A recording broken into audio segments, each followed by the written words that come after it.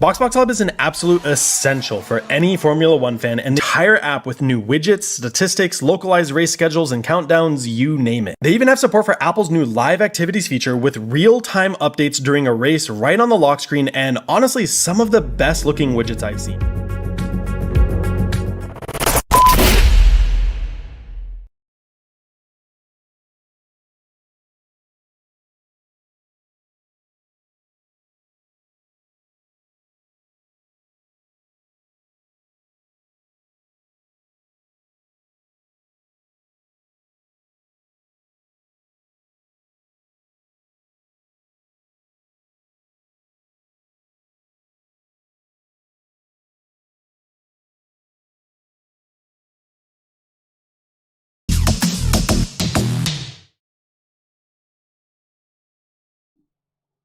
Welcome everybody. We are back for more 100% action, and we are here in Belgium, ready to get going, hopefully, finally, for the round 4 of the Season 2 of 100% League, Season 3 of the Event League. And we are starting off now in Belgium, of course, a bit of a prelude then to the 3 main divisions that are coming up over the Sunday, Monday and Tuesday from this weekend. But we are ready to get going here in Spa-Francorchamps for the 4th round of the event league here tonight then. So looking good indeed. Unfortunately, we're missing a few drivers there, but well, oh well. So if they want to bother turning up, they ain't going to turn up. So there we go. But we will try and get them sorted, replaced for next week though. But there we go. Then we are ready to get started then for Belgium here in the lovely Ardennes Forest. I'll just get the stream up as well. And we can get the qualifying underway.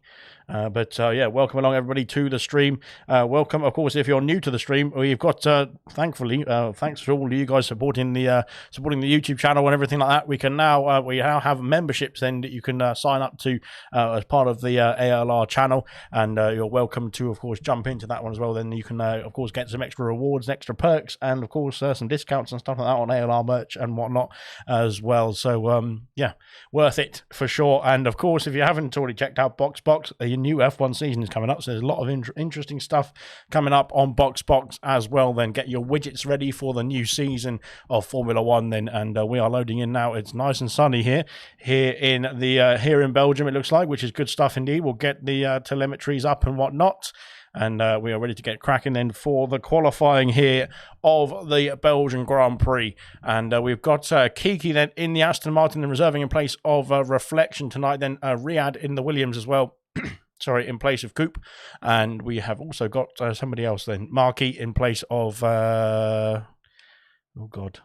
Who is it? Equaz, I think, then. In the Alfa Romeo then. So good stuff indeed. They're ready to get going then. We are ready to get going.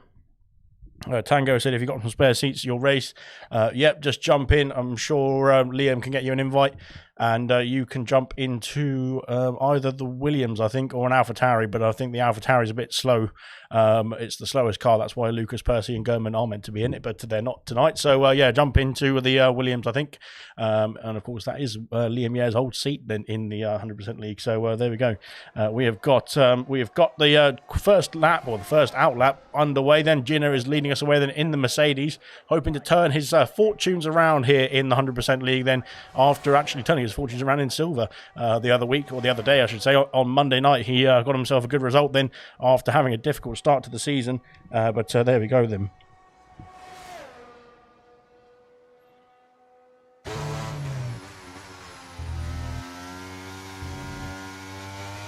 Rain icon is coming up for the race, says Gordo, but the time periods are saying sunny, so I'm not quite sure whether that means it's going to be raining or sunny at the start of the Grand Prix. It sounds like it might be interchangeable conditions then throughout the race, and 44 laps around the Spa-Francorchamps circuit, the shortest in terms of lap number around the whole calendar, that is, but it is of course a longer lap time around here as well, and if there's going to be some rain falling, then that could be a bit treacherous indeed. We did have a bit of a discussion in the Discord before the lobby opened then, in terms of the conditions then for the race then, and what the timings would be then for the race duration, that is. I did jump into Grand Prix mode, sorry, and try and find out what the timings are going to be. If it's a full wet race for the whole duration of the race, it's only about 91 minutes long in terms of the race distance, in terms of time, that is. But that's of course without any safety cars or anything else that might hold up the race as well. But when it's dry, it is about 78 minutes, so it's quite a lot quicker than when it's in dry conditions. So I'm praying for dry conditions, if you couldn't tell. But there we go then. Ginner then is about to start off the first flying lap here in Spa, then taking us away then around this historic circuit as well. Then it's a historic circuit steeped in all sorts of fantastic accolades then from all sorts of drivers, then all sorts of walks of racing as well, not just Formula One. But here comes Ginner then in the Mercedes car, down the hill towards Eau Rouge and Raidillon. Up the hill we go then, and looks like he's got that nailed on. Very nicely done indeed then. Very treacherous type couple of corners, that is. Even though you're pretty much trying to go flat out through there or up there, then it can get quite treacherous indeed, especially if it's going to be in the wet conditions as well. Through to La Source now, and again these curbs are very difficult to negotiate indeed, making sure you don't lose the back end then through here. I thought that was there was another Mercedes getting out of the way then, but I thought that was Ginner there losing the car then on the curbs on the exit there of turn 7. Then he's got himself corrected then through the corner of No Name, and again a very tricky corner then to make sure you don't get too wide to invalidate your time then.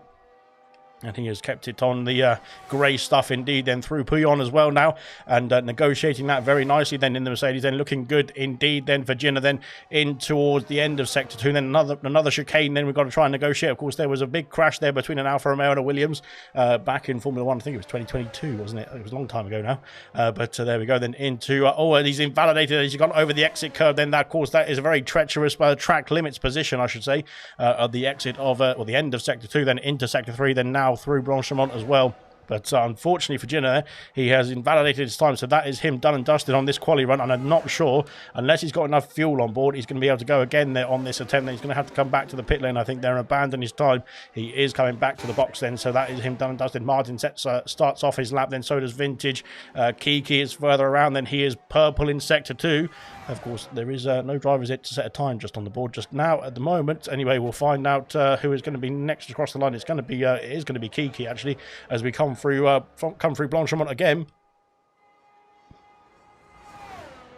And away we go then to the bus stop chicane for the first time. The first quali lap, of course, here in Spa, I should say. Then up to the line then for the Aston Martin. What can he do? And it's going to be a 42.994 then to set us underway then here in qualifying. 13 minutes left then of the session then. Tango said, yeah, in the pit lane then. So, yeah, hopefully, yeah, like I said, Tango, if you want to jump in then. Heavy Rain says, not Serious Mushroom, so that's Styles then in the comment section. Would love a dry to wet or vice versa. I think it sounds like it's going to be a wet start then, and then a dry finish, which is no pun intended there. So, there we go. Then Vessier up into P2, then a 43.2 for the Alpine driver. Indigo said, I hope you're doing well then. Hi to Indigo in the comment section. And evening all, good luck. Alex's voice as well. So yeah, good stuff indeed. Yeah, I'm not quite sure I'm going to last that long, but especially if it's going to be a wet race as well, it's going to be action-packed indeed. But we'll find out how it's going to unfold. Gordo sets himself up on his task then to try and set himself a lap on the board. Then here comes Martin around the bus stop chicane then to finish off his lap in the Ferrari. Let's see what he can do. It's a 44.428 then from the Ferrari driver. Vintage has done a 45.774. I think he might be going again here as Vintage. He's got a lot of ERS then to play with in the Red Bull car. Gordo then just heading down the straight. Then we've got Kaido up into P3 then with a 43.654, and that is pretty good stuff indeed then from, of course, the podium sitter then from Hungary last week, and he is looking to try and reclaim that as well. Then Kamara Racer up into P4 with a 43.728 as well, not too far off for the Haas driver. We'll come back to that because Riyadh then is reserving tonight. Then up to the line, what can Riyadh do? It's a 43.8 then from Riyadh then into P5. Good stuff indeed. Like I was saying, there's also Tango has joined then, so hopefully he can jump into the Williams car. I think he's going to go into. Wonderful stuff. Unfortunately, we're missing both the Alpha Tauris, but I don't think they're that bothered, to be fair, because they're already in the top three anyway of the championship. They might relinquish that lead though tonight then if they don't turn up, which is a bit of a shame then for them. But here comes R2B. He's not going to be too unhappy with the Alpha Tauris not turning up. Here goes up to P6 goes the Alpine, and the Alpines are looking pretty strong actually out there, both P2 and P6 respectively as it stands in the qualifying. Of course, Gordo unfortunately has invalidated his time, and here comes Sickers Muck then through to the corner of No Name. I think no, where is Markey gone? Markey has just gone up to P3 then. I was about to go over to Markey, but he's crossed the line already then, has Markey in the Alfa Romeo, reserving tonight then in place of Equaz, and he's up into P3 into the podium places. Then Tango has got himself into the Williams car. Good stuff indeed. Then we'll go back to Sickers Muck then, who's coming through Sector 2 at the moment, trying to finish off this complex, or very technical complex of corners of Sector 2. Then into Sector 3 we go then, which is a lot more just foot to the floor until you get to the bus stop chicane. You do have to brake at the bus stop chicane, believe me. But yeah, I think Sickers Muck knows that just as well as me. But here he comes then. I think he's harvesting some ERS there, so maybe he's abandoned his lap time. So we'll have to see what he does then at the end of this one. But he might be going back to the pit lane then in the Aston Martin. No, he's carrying on then, but we'll see if he's. I think he's just starting another lap here, but he will have a banker lap on the board, which is a 44.240 then. Too many fours in that one, but good stuff indeed. Then Ginner is back out on circuit, so is Gordo. Moomin starts off his lap as well. Here comes Farf then up the hill then into Radion. And that is all good and good in the hood. So we go to Liam Yeh, who I think is the next car to cross the line. Hopefully he keeps it valid. So otherwise we'll go to find someone else. But there we go. Then through into the, like I said, the next chicane of I can't remember the corner names on that one, but I'm very sorry. But now into Sector 3 we go then for the Alfa Romeo. Purple in Sector 2. That is promising stuff indeed from the Alfa Romeo driver of Liam Yeh. He wants to try and rival his teammate of Marky, I think, there, because they're probably similar pace. They're of course both the pairing for the Mercedes team in gold as well then, so they're both on an equal level in both the divisions it seems, but of course Marky is reserving tonight then in place of Equaz, but Equaz is doing very well in the championship. Liam Yeh is getting some points under his belt then here and there as well. Hopefully he can get some more here tonight, but what can he do up to the line? It's not been a great bus stop chicane for him, but it's up into P5 nonetheless, which is a great stuff indeed, because he's got time to improve on that, I think. And that is pretty good stuff indeed from Liam Yeh in the pink and white helmet then. Supposed to be having a naked barbecue. Well, that's his. I think I did invite him. So yeah, to be fair, I did say in preface that it was only going to be me there anyway. So if he wants to join, then he can. But yeah, I'm looking forward to seeing you there for sure. So that's good. And when is Indigo racing? He's racing in gold, hopefully, on the Sunday night. Then. There we go then. If you want to jump into the Cash App, Red Bull, yeah, Indigo, you're welcome to join then if somebody can get him an invite as well. But yeah, Indigo is welcome to join into the Alpha Tauri then, of course. I don't think the Alpha Tauris are too keen on turning up tonight then, so hopefully they will, well, hopefully Indigo can jump in at some point. But yes, of course, if you want to jump in then, you are welcome to. You get Serious Mushroom to send you an invite because he's not coming out of the pit lane at the moment. As Lucas Percy has joined then, so he has got himself sorted then, has Lucas Percy then. He's got himself into the car. And we're going to have the championship leader in the race, looks like, in the end anyway. So there we go then. If he's got any sense, he'll start from the back and be very fair to everybody. But I'm not sure he wants to feel that. Of course, he's got a championship to try and win. So he has got himself in the car, though, which is good stuff indeed. Up to 19 now, but Indigo then can take the last seat if he wishes to. Give me an invite, says Indigo as well. So yeah, Serious Mushroom, sort that out with Jay in the comment section and get him in the car. And there we go then, good stuff. But right, we've got Jinner then coming through into Sector 3 now. He's gone purple again in Sector 2 and trying to use the Alfa Romeo. I think there was a bit of slipstream there, but the Alfa Romeo, I think, is probably of Liam Yeh. Going a bit too slowly for the Mercedes liking then. Into Blanchimont we go then for the final time then on this run then for Jinner. Then let's see what he can do. Fuel light flashing away already then as we finish off the flying lap through the bus stop chicane. Then here comes the Mercedes driver then. Can he keep it all in the straight line up to the line? And it's going to be a pole position at a 42.875 with a fantastic time indeed then from Jinner. Fantastic indeed from the Mercedes driver. We didn't think that was coming, but it was, well, we should have seen it coming. He went purple in Sector 2, but he's done a fantastic job there to get himself on pole position as it stands here for the Belgian Grand Prix. And that's very good stuff indeed from Jinner after a difficult first lap then, trying to set his sights then, wasn't it? I think then he got himself all sorted then for his second attempt and puts himself on pole position then. Great stuff. Kiki might have something to say about that. Here comes Kiki, then he's gone purple in Sector 2 as well in the Aston Martin, then trying to keep up the pace then with Jinner. Now he's only a 10th away as it stands, but can he gain that 10th on this lap then to try and get himself back into the pole position seat for the start of the Grand Prix as well, I should say. Tango has got himself on the track as well. Then here comes Kiki up to the line. It's a 14.630. That's 2/10 or 3/10 faster than his previous lap, 2/10 faster than Jinner. Then that's great stuff indeed then from Kiki, looking strong then in the Aston Martin. Of course, he's only reserving tonight then, but I think he might be very keen on taking that seat full time then, but we'll see how it unfolds then for Kiki there. But he's looking good indeed. Their Jinner is coming back to the pit lane. Vessia stays P3. Camaro's jumped up to P4. Great stuff from the Haas driver as well then. I think the Haas might be a bit more favourable around this circuit than Hungary, purely because of the engine power that is going through. Then Tango up into P5 with a 43.556 then for the Williams driver, and Williams team, I should say, because he's reserving tonight in place of Coupe. And I think there's, and Riyadh is reserving in place of, oh goodness me, I can't remember who it is now. X-Gamer, that is. So they're both with Williams, unfortunately, not in as well. But they've got themselves sorted then. Indigo needs an invite then, says, oh, I have to be on my list. Let me just get an invite then. I'll try and sort it out myself. Bear me 1 second. Indigo. There we go. Invitation sent. Perfect stuff. Right, we should have a full grid then. Wonderful stuff indeed. R2 then back out on track. Sick as Muck then just starting off another attempt here. And Lucas Percy, the championship leader, is out on track now. He has got himself in the session then. And he's got himself onto the circuit as well then. Down towards Lasso chicane for the first sector. Is it going to be purple then for the AlphaTauri? It is purple for the AlphaTauri. Indigo has jumped into the session as well. 4 minutes left, so hopefully he's got enough time to get himself in the car and at least set himself a lap on the board.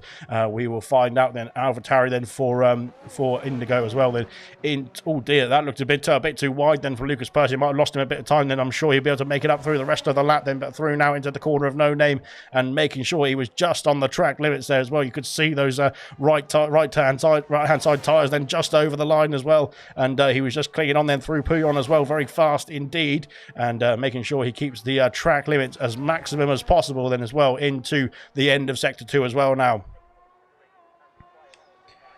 Serious Mushroom set as well. Good stuff indeed. As into sector 3 we go, and it's not purple this time, so I think that mistake potentially into what after the source then might have cost Lucas Percy the attempt to go for purple in sector 2 then, but can he gain it back then down the straights towards Blanchemont then and in towards the bus stop chicane then. The championship leader coming up to finish off his first lap of the evening here in qualifying, and up to the line. What's it going to be then for the AlphaTauri? I think it's going to be pretty good indeed. It's going to be a 43.3, puts himself P5 then in the AlphaTauri. Great stuff indeed then, and unfortunately I'm not sure that's where he wants to be. He's been on pole position a couple of times already in the 100% season, this season that is, and he is I think in P5 then. He's not going to be too happy with that then, but I'm not sure actually. He might have run out of time as well to be able to go out again then, so that is going to be pretty serious stuff indeed for Serious Mushroom. Well, not Serious Mushroom then, for Lucas Percy then, but Serious Mushroom might have something to say about it as well.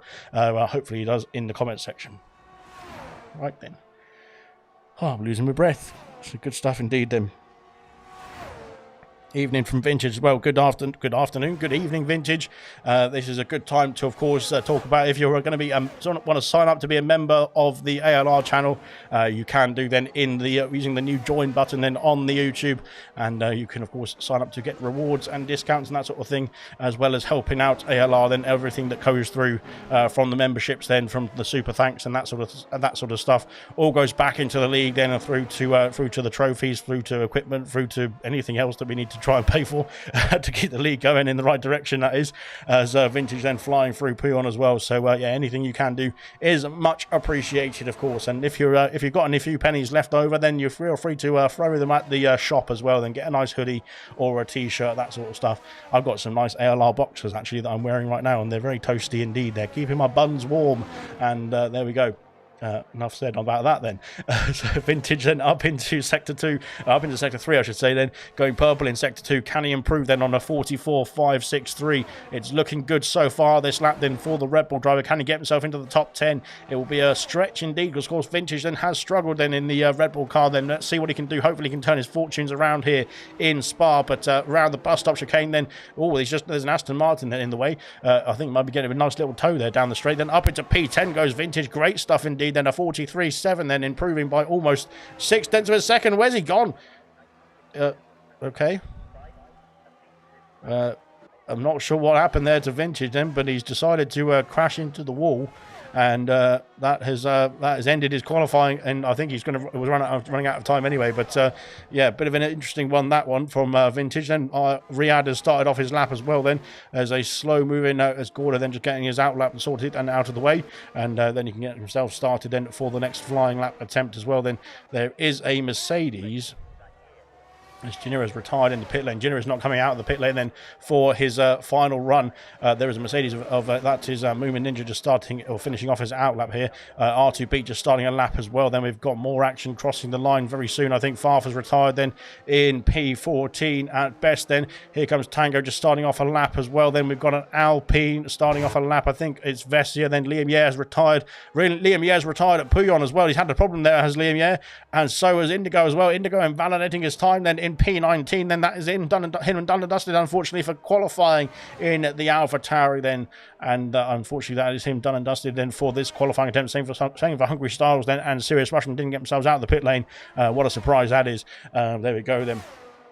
But let's have a look and see. We've got an Alfa Romeo crossing the line. Then it is Markey. Then he's up into P3 there with a 42.9. He's improved massively indeed as well by almost 0.4 of a second to get himself into row 2 currently of the grid, that is. We've got an Aston Martin coming through as well. Then here comes Kiki then up to the line. He's improved even more. It's a 42.525 then from the Aston Martin reserve driver and up into P1, confirming that P1 as it stands as well. Then looking good. Lucas Percy has improved again then by a 1/10.5 or so to P4. Then he's onto the second row of the grid there, up from P5. Vessia unfortunately has invalidated his time. Kaidel down in P6 as it stands as well then, but he's getting a tow I think here from his teammate as Gordo there is giving his teammate a tow then as we go through Blanchimont as well now. This is great stuff indeed from Gordo then. It's going to be really helping out Kaidel as we go down towards the bus stop chicane, and Kaidel must be very happy with Gordo then, because Gordo then I think sacrificed his own lap then to try and give his teammate a tow towards the line, up to the line, and it's pole position then for Kaidel. A 42.436 then takes away the pole position from Kiki, and both the Ks are on the top step then. Great stuff indeed. I want to say that from Noel's point of view as well. From the Noel's point of view, from the K point of view, then it's great stuff indeed. But I don't want to say it 3 times because that's pretty bad. But there we go then. Kaidel currently takes pole position. Vessia has invalidated his time. Here comes Kamara Racer. He's lost the front wing though as Kamara Racer. So that's him done and dusted. I think Sickers Muck up into P5 as well. Great qualifying from Sickers Muck too, into the 42.9s as well from him, as good stuff overall then from those guys, and I think that is qualifying done and dusted. So Kaidel is your pole sitter then. The Belgian driver in the McLaren at his home Grand Prix takes pole position then for the Belgian Grand Prix, which will be coming up in just a few moments time.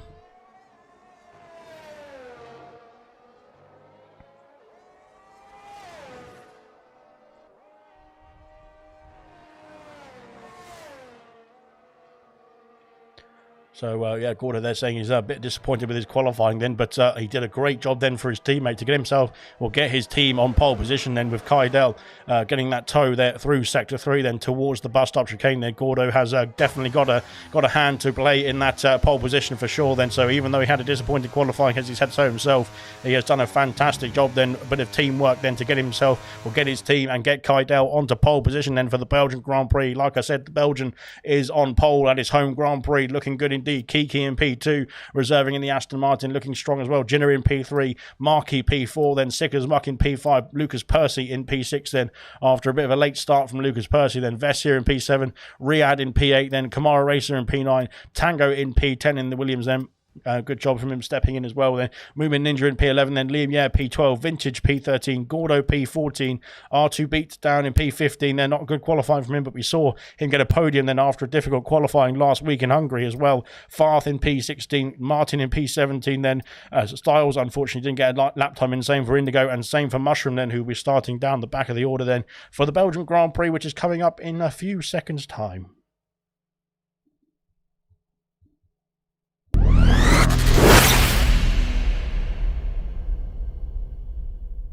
BoxBox Hub is an absolute essential for any Formula One fan, and the entire app with new widgets, statistics, localized race schedules, and countdowns, you name it. They even have support for Apple's new live activities feature with real-time updates during a race right on the lock screen, and honestly, some of the best looking widgets I've seen.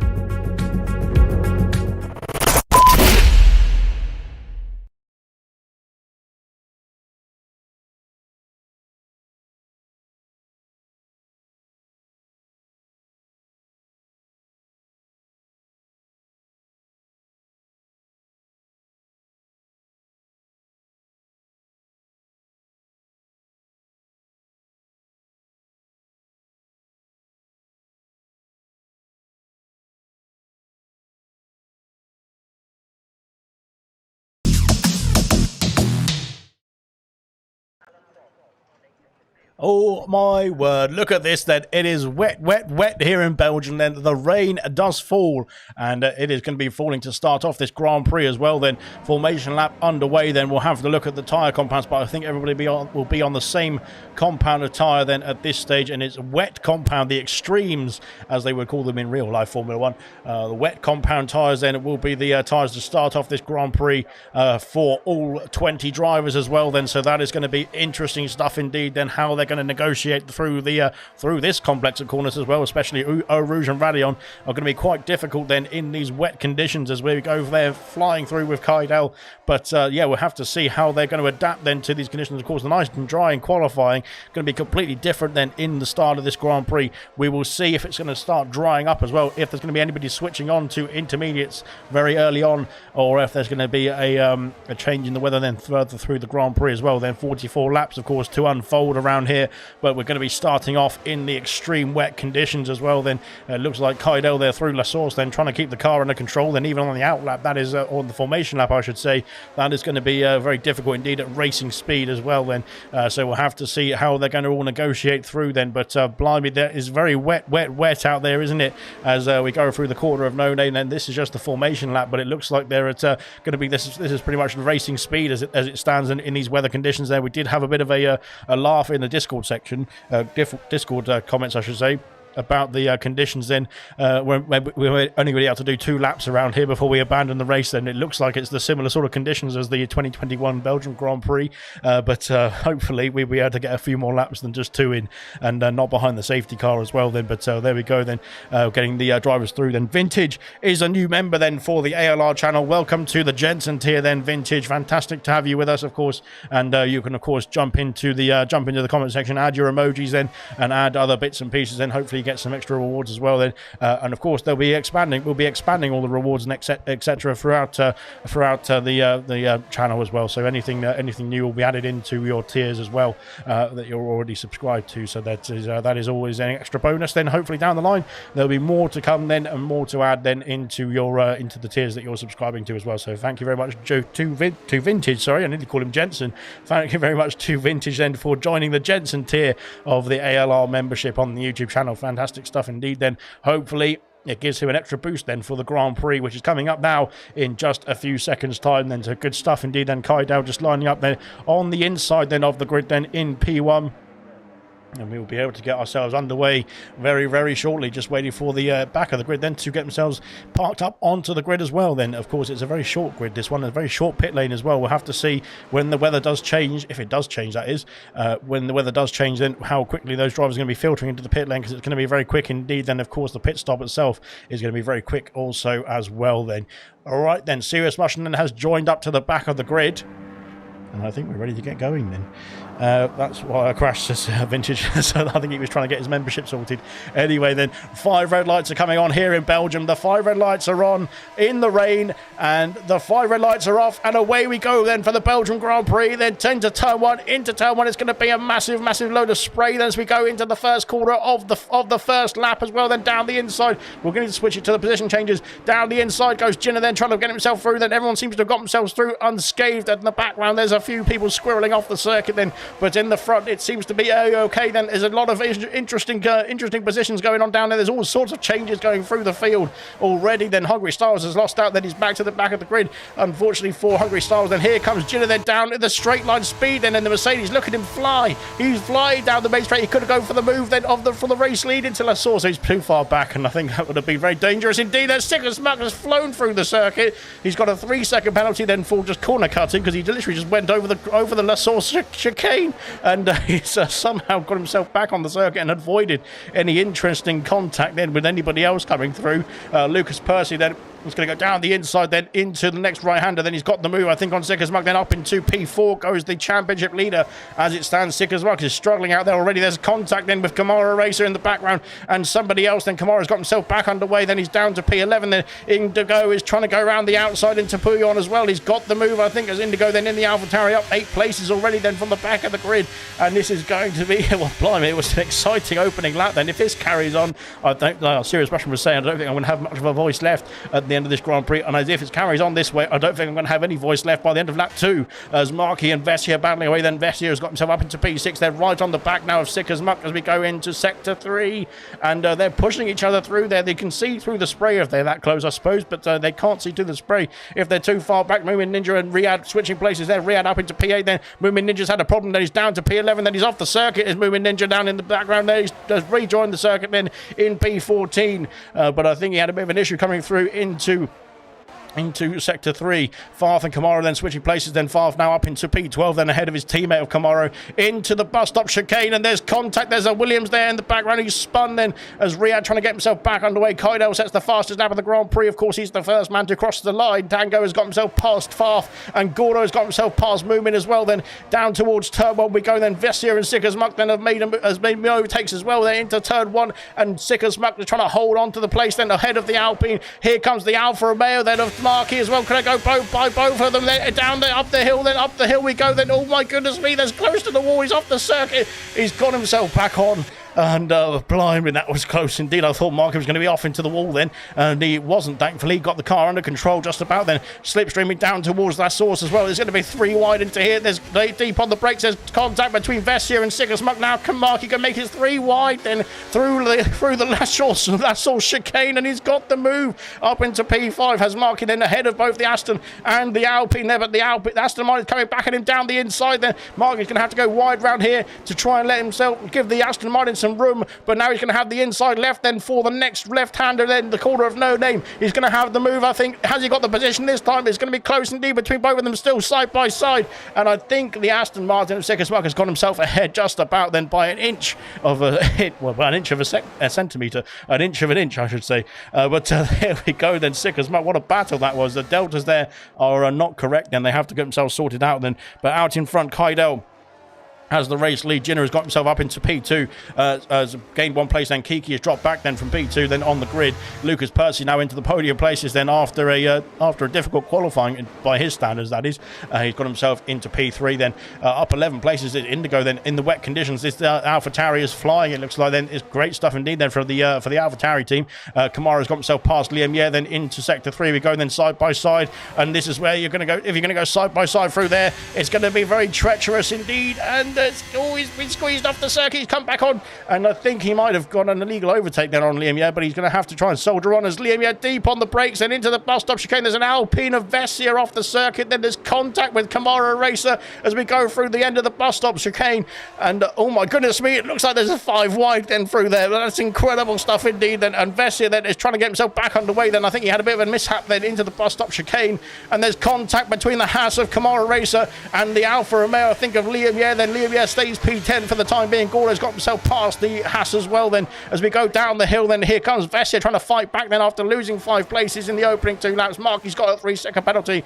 I think at the moment that'll be reviewed because oh god, because he did get pushed off the circuit at the top of the hill we saw at the beginning of lap 2, but blimey, penalties of course will start to add up then through this race, especially in these conditions as well. Then trying to get the car slowed down through to La Source, as we saw with Sickers Muck then on the opening lap, then is quite difficult indeed. Then there's a lot of battling going on ahead here from Kamara Racer. There's contact, I think, between the Mercedes and the Alpine ahead of him as well. R2B up into P13 there. He's gained 2 places from his qualifying position, but blimey, this is getting action-packed indeed, and it doesn't look like it's going to calm down at this stage either. You would think the drivers will keep some cool heads then with these wet conditions, then they'd be very soaked through.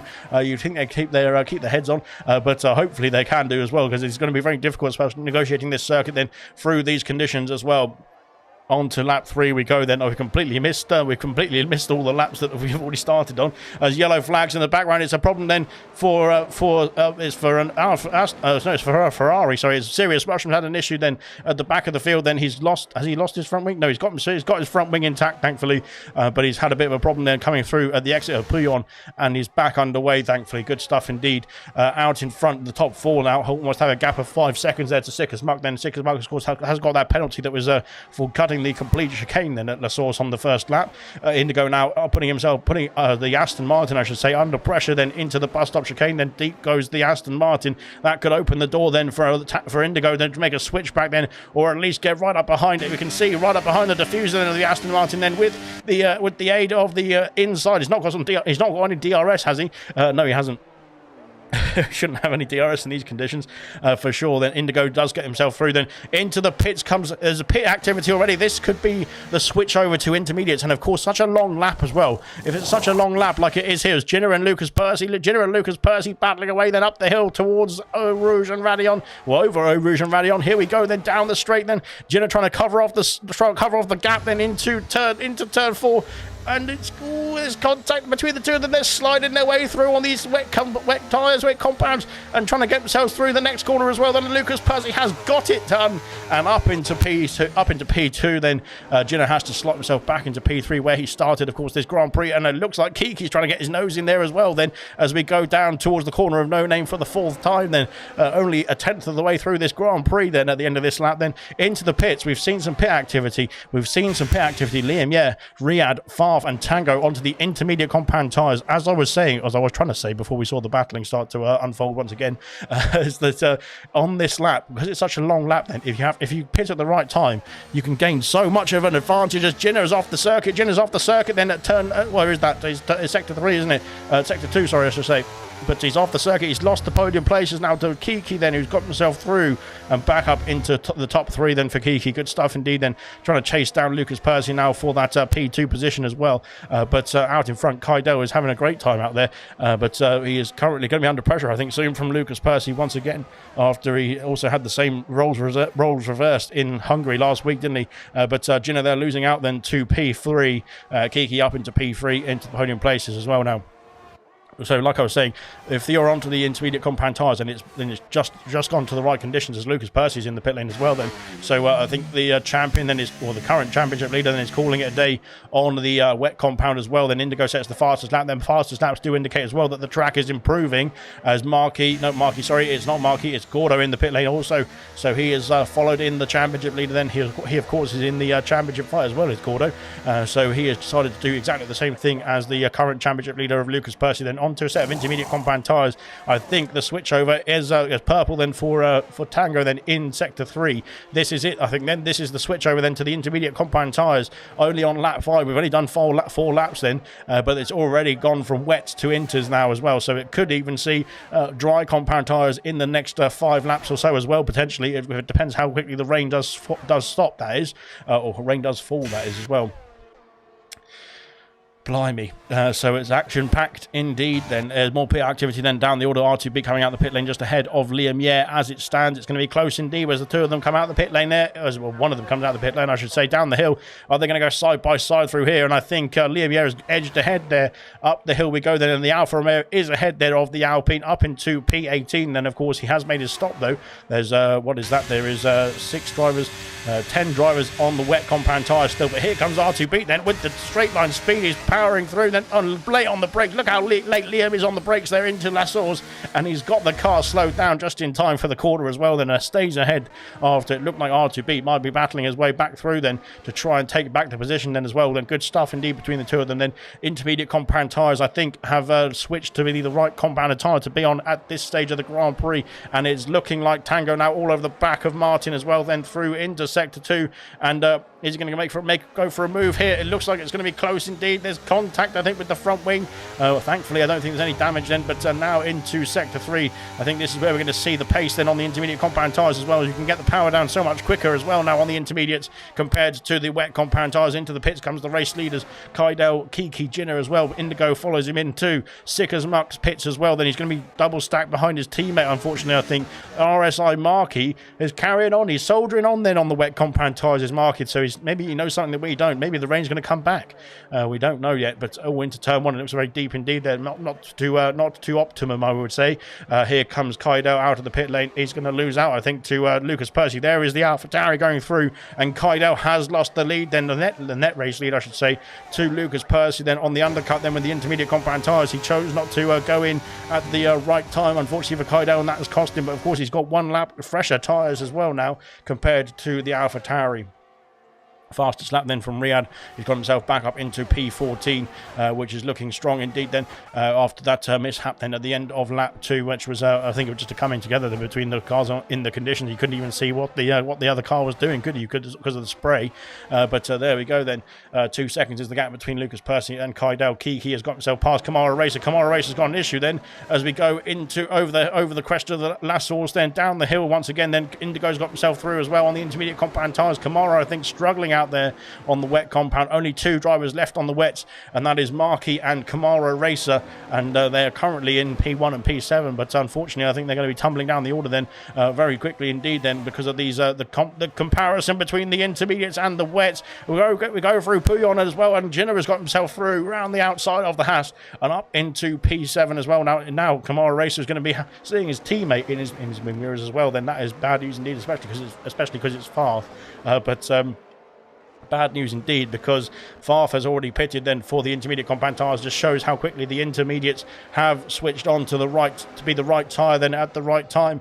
And now Camaro Racer is basically a pit stop at least behind his teammate after they started pretty much close together there on the grid as well then. And we're only 6 laps in then. Tango and Indigo switching places as well. Tango and Indigo fighting for the P5 at the moment. Here comes the Haas pair, and there's a McLaren involved as well. Gordo's got himself through as well. There's a, oh my goodness me, Camaro Racer flying off the circuit in the background there, and going to have to try and get the car slowed down then into the bus stop chicane. And I think he's going to have to call it a day and come into the pit lane then to sort that tyre out as well. Then he has come into the pit lane as well. Same for Markey, who is now onto a set of intermediate compound tyres and trundling his way back out towards the pit exit as well now. Yeah, unfortunately the timing there for the Alfa Romeo of Markey then and the Haas of Camaro Racer there just wasn't the best timing, unfortunately indeed, as he's dropped down to P10 now, has Markey then behind Sick as Muck then. But of course, again, the benefit that these guys have got now, as a wing change there for the Haas as well, unfortunately, as the benefit these guys have got now is that they are on much fresher, well, not a lap or 2 fresher tyres than those who are around them as well. So that is going to benefit them later on in the stint.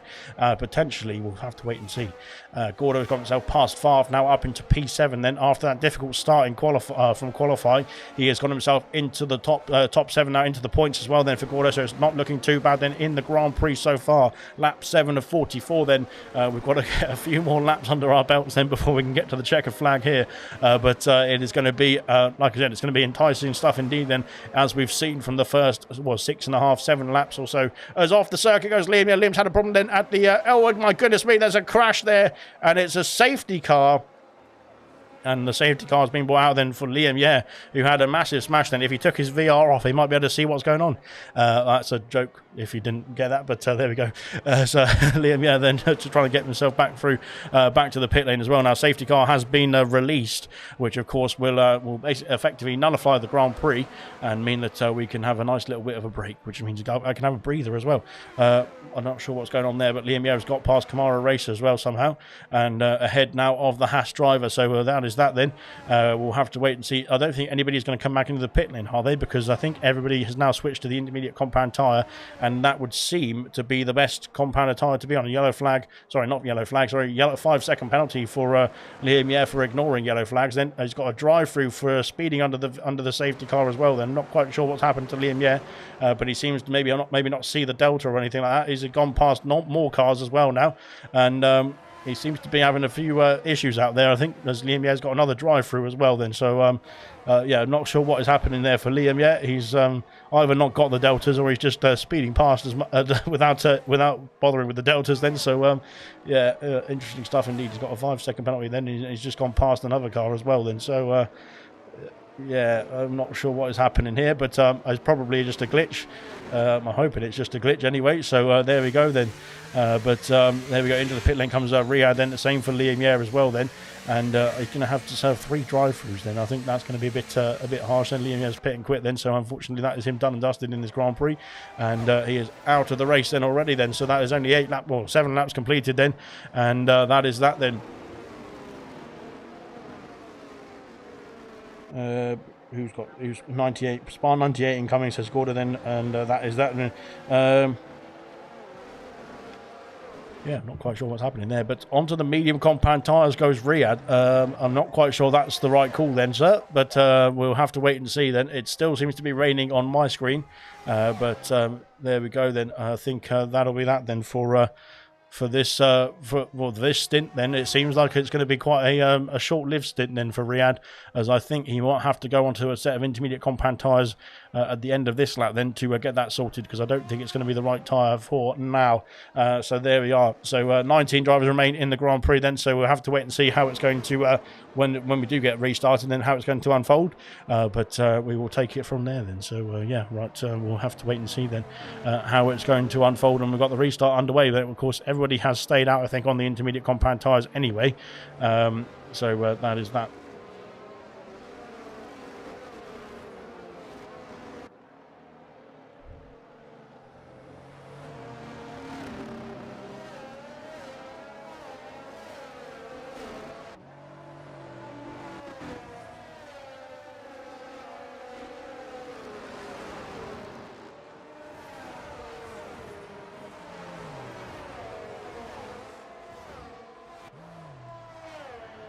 Rightio, then I think we've got, hopefully we'll get ourselves back on the way very soon, but it seems like Riyadh is struggling to catch up to the safety car queue now on those medium compound tyres, which suggests they are the wrong compound tyre to be on. 10 minutes till dry, says Vintage then, according to his Jeff. So that means that we've got another, well, what is that, probably 4 or 5 laps or so before the dry compound tyres, which could be interesting stuff indeed then. Lucas Percy is into the pit lane then from the race lead. So this is going to be very interesting stuff as well, to see if he's going to go on to another set of intermediate compound tyres or a set of dry compound tyres. It looks like a set of softs then for the AlphaTauri, so he's calling it a day on the wet or the inter compound tyre. He's going to go on to a set of dry compound then from this point on then. So that is very, very interesting stuff indeed. Riyadh has entered the pit lane, then Serious Mushroom then is going to be able to take that place, and ahead of the Williams car then into the pit lane goes Riyadh. Then I think the safety car will be in at the end of this lap regardless of where Riyadh is in the safety car queue. So I think we'll be back on the way at the end of lap 9, but you'll have to bear with us because I don't know. And it is a set of intermediate compound tyres then, so he does decide that the mediums are not going to be the best tyre to be on. Then Lucas Percy then is on the soft compound tyres, which I did think was a bit odd, but there we go. He is the championship leader for a reason then, so if he can get this right, then he will be storming off into the lead. But at the moment then, it is not looking good, I don't think, for these soft compound tyres. And in these conditions then, they're going to be very difficult things to deal with indeed as well. But there we are then.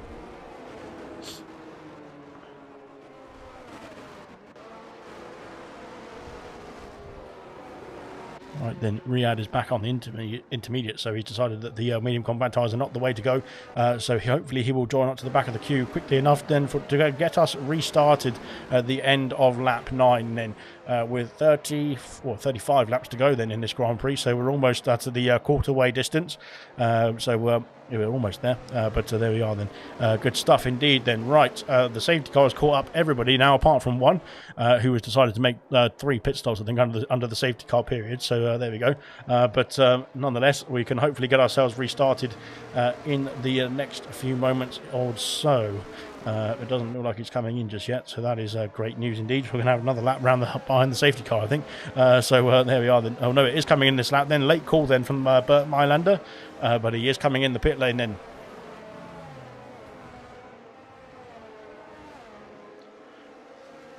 Right then, so safety car now is going to be driving off into the pit lane, but Kai Dell will be deciding when to restart the Grand Prix, I should say. What's happened here? Lucas Percy is off the circuit then, and I don't know what's happened there to Lucas Percy. Then he seems to be struggling on the soft compound tyres, I think, which is what happened with that incident there. Then, so that is bad news indeed. But there we go. That he is back on the circuit. He's dropped down to P19, unfortunately for Lucas Percy. Away goes Kai Dell then before the bus stop chicane. Then getting that nailed on for the restart. Then it looks like everyone has followed him through all right as well. As there we go then, through towards lap 10 we go then, and back underway then, green flag running as we go down towards turn 1 once again. Then everyone filtering through, then Indigo up into P3. Fantastic stuff indeed from Indigo after starting P19. Tango then into P4 as well then after starting P11, I think it was. Vessier and Vintage switching places there into turn 1 as well. Vessier looking to go down the hill side by side with the Red Bull. Then can he inch away into the lead, or into the position lead, I suppose you could say, ahead of the Red Bull? He can up the hill and takes P11 then away from Vintage for the time being. That is, of course, penalties were not in his favour at the moment. Technically Vintage and Styles will be on the podium with the penalties for Markey and Sick as Muck. Then as we go into the Source then, and the Alfa Romeo now ahead of the Aston Martin and up into P8 for the time being as well. Then he's got the move done and he's got the position as well. Great stuff indeed. Out in front then, the gaps are all very stable indeed at the moment. Lucas Percy then has down the order, then he's dropped 2.5 seconds back there from the rest of the grid. Then I don't think the strategy call then was right then from the AlphaTauri driver. Then this is going to be costly indeed then, unless it starts to dry up very quickly indeed. Of course, we saw from the wet compound tyres to the intermediate compound tyres, it was instant. It was almost within a split second. Then it was best to go on the inters straight away then, wasn't it? So it could be the same then going from the inters to the dries, in which case being on the soft compound tyres for Lucas Percy will be very helpful indeed, but he needs it to dry up quickly and very shortly indeed as well. Gino picks up the penalty then for the track limits as well, then through into sector 3 we go. Then he's going to try, we've got to move further ahead. It's Kiki and Indigo. Indigo gets himself past the Aston Martin driver and up into P2. Great stuff indeed there from Indigo. Then, like I said, after starting down in P19, he is flying through the order. Tango and Gino are having a battle as well then into the bus stop chicane, and Gino is trying to get himself past the Williams car as well, then onto the main straight we go. We've got a Gordo, we've got a McLaren behind us as well then of Gordo as we go down towards turn 1 then, and Gino just looking to line up and move there down the inside, but he's too far back there on the Williams car into turn 1 then.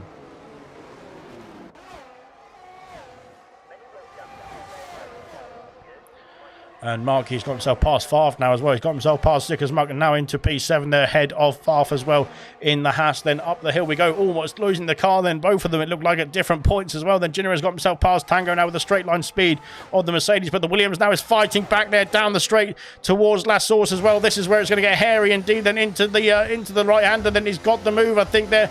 Gino's off the circuit and gets a penalty then for corner cutting. Then he's got, boy, blimey, he's gone flying off the corner then. And I think he's got an illegal overtake on Tango as well, than he has done.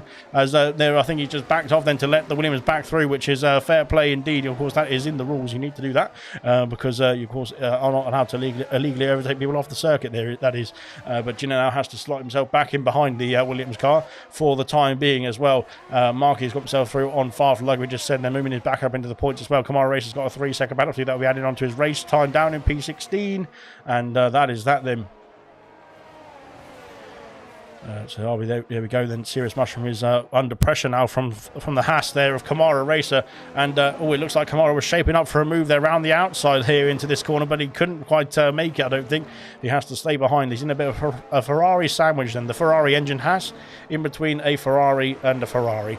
So that is great stuff indeed then. The poetry is fantastic as Gino then gets himself past Tango this time, then down towards Blanchemont as well. This time he's got the move then into P4. If he can hold on to it then through the bus stop chicane, he should be able to try and stretch his legs for that position as well. Gordo going to go around the outside of the Williams then into the bus stop as well. There's contact as we're trying to go in the pit lane. The DRS has been enabled, and into the pits goes everybody. Sorry, I was going to say Lucas Percy. Here comes Lucas Percy. We're going to have to switch back to him because Lucas Percy against on the soft compound tyres. Has he called the strategy to absolute perfection here? As we've got Kiki onto a medium set coming out the pit lane now. Then he's going to be passed by Lucas Percy. Lucas Percy on the soft compound tyres has called it right then and has got himself into the net race lead, I would say.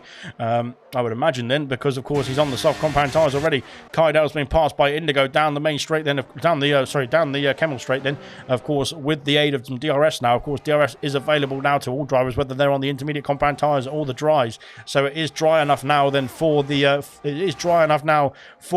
dry compound of tyres, whether that be hards, mediums, or softs. So they can get off the green tyre onto a red medium, onto a red, yellow, or white tyre as well. Instead, I should say.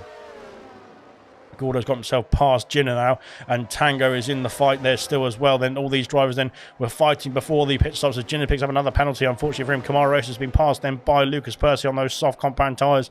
The switchover has just come at the right time. Well, it could have come up a lap or two earlier for Percy, but it has come at the right time nonetheless then for Lucas Percy. The championship leader has called the strategy to perfection as it stands as well. Then Favre's got himself back past Markey. Of course, Favre now on the soft compound tyres will have a bit more grip and a bit more pace than those on the medium compound tyres around him as well then, but those will last longer than the soft compound in the race as well. So we'll hopefully, we will see, I'm guessing we'll see some more pit stop activity then for, to be fair, we could see it for all drivers as we got Lucas Percy out of the Grand Prix, and it's another safety car here. Lucas Percy out of the Grand Prix at the top of the hill. Then he has crashed and he is out of the race. And the championship leader has binned it at the top of the hill. Well, not the top of the hill, at the exit of the not Blanchemont corner. I can't remember what the corner name is there, sorry. But there we go. Then Indigo in the pit lane. Lucas Percy out of the race, then out of the session. Then onto a set of medium compound tyres goes Kai Dell. Indigo onto mediums as well. Then it looks like, so this is a good opportunity for those who didn't pit then to, of course, make their stops then to the dry compound tyre. The safety car has not caught the race leader just yet. Then Indigo is going to be the race leader now after starting P19 onto lap 13. He's already in the race lead here, is the AlphaTauri driver. Good stuff indeed then. He needs to slow down, not go past the safety car though. But I don't think he realised that. Almost caught him out once again then. I think it caught somebody else up in gold last season as well then. I can't remember who it was now. Favre's got himself past Vessia then. No, he's not. He's had an illegal overtake then. I'm not sure why he was trying to overtake there, because of course he was already out of the pit lane. There was Vessia. But Favre tried to and be cheeky as usual. Right then, everyone onto dry tyres, it looks like. Serious Mushroom on the hard compound tyres, same for Moomin as well then. Can they go to the end of the Grand Prix from here? They'd have to do about 30 laps or so. It would be tough indeed, but you'll have to wait and see then. Wow, says Rocket Lizo, and I think he was commenting there on Lucas Percy then, because I think he was expecting Lucas Percy to storm off in the distance in that Grand Prix, and to be fair, so was I. But unfortunately, you are always at risk then, especially with the changing conditions around this circuit. Then it's always a difficult circuit, even if it's a bone dry circuit. It's very difficult conditions. I would say then, trying to get yourself through the race unscathed for the whole duration of the race, that is. But unfortunately for Lucas Percy, then he has come a cropper then at the end of sector 2, then into sector 3. It does that wall does sort of poke out, doesn't it, as well, on the exit curve then as you go into sector 3 as well. And it's not a very nice exit, and not a very nice wall, that one. But there's quite a lot of runoff behind it, but there's not any leeway in terms of where that wall is placed. I'm not quite sure why, but I think that is what happened there to the AlphaTauri. Then it met that wall at some force, and that is unfortunately 2 retirements. And in this Grand Prix, Liam Yeh was in the pit lane, and he decided to call it a day in the pit lane, I should say. Then Lucas Percy then with a big smash then into sector 3. That's caused the second safety car of the evening, but hopefully we can get that out of the way. Then we can now get ourselves back underway for some green flag running soon as well. I think this is the first lap the safety car has been out, so we're going to have one more lap behind the safety car before we get ourselves back underway. So at the end of lap 14 we will get ourselves back racing, and hopefully we can have some nice racing into the end of the Grand Prix from here as well. But we'll wait and see then. Medium compound tyres then for the majority of the grid, then softs for Favre, hards for Serious Mushroom and for Moomin. So only 3 drivers then opting for a different tyre to the medium compound, and that'll be interesting to see how the strategies play out then. I don't know, do we think the hards can get to the end of the Grand Prix from here? It will be an interesting call then. We'll have to wait and see then. So there we are then. So we'll have to wait and see. Like I said, that it's got an interesting strategy battle now to unfold, because now it's dried up, unless it starts raining again, that is. Unless now it's dried up, then we'll have to wait and see which is going to be the best strategy then from here on out. Then lap 14 has begun then, so we're going to have 30 laps then at the start of lap 15 then, when we do cross the line then to restart the Grand Prix then, or restart the Grand Prix the second time after safety car, that is. But we'll have a restart then at the end of lap 14. Then on to lap 15 will be 30 laps to the end of the Grand Prix. We would have done almost a third race distance, and we've been going for too long. So yeah, but it's been pretty interesting stuff indeed, especially in the wet conditions. Then at the beginning of the Grand Prix, it was quite a lot of pandemonium, I would say, because there was all sorts of overtaking going on. There was all sorts of position changes as people started to had to try and adapt to the wet conditions. And there we are. Then that was that then for this race then.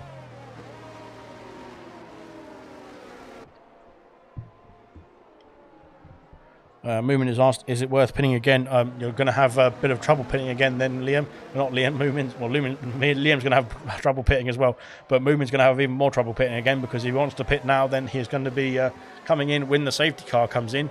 and that will be a bit problematic then, because he'll be quite a bit further back than he would like to be at this stage of the race. Then here we go then into sector 3. Then we will start off hopefully the end of the safety car period, and we can get ourselves back racing and onto lap 15 then. And Indigo, there we go, like I was saying, look at the position changes. We'll have a look at that quickly. Up 18 places then is Indigo. Then he started P19. He is now onto the top step of the podium as it stands. Gordon then up 10 places as well. Then Farf up 7 places. Then 7 for Styles, 7 for Serious, 8 for Serious Mushroom as well, 3 for Tango. So it is not looking too shabby then for those drivers then. But we are ready to get racing again here in Belgium, and hopefully the safety car can get himself peeled away back to the pit lane a bit quicker this time, because of course now it's in the dry conditions. He can go a bit faster. So can the F1 cars as well, which is good stuff indeed.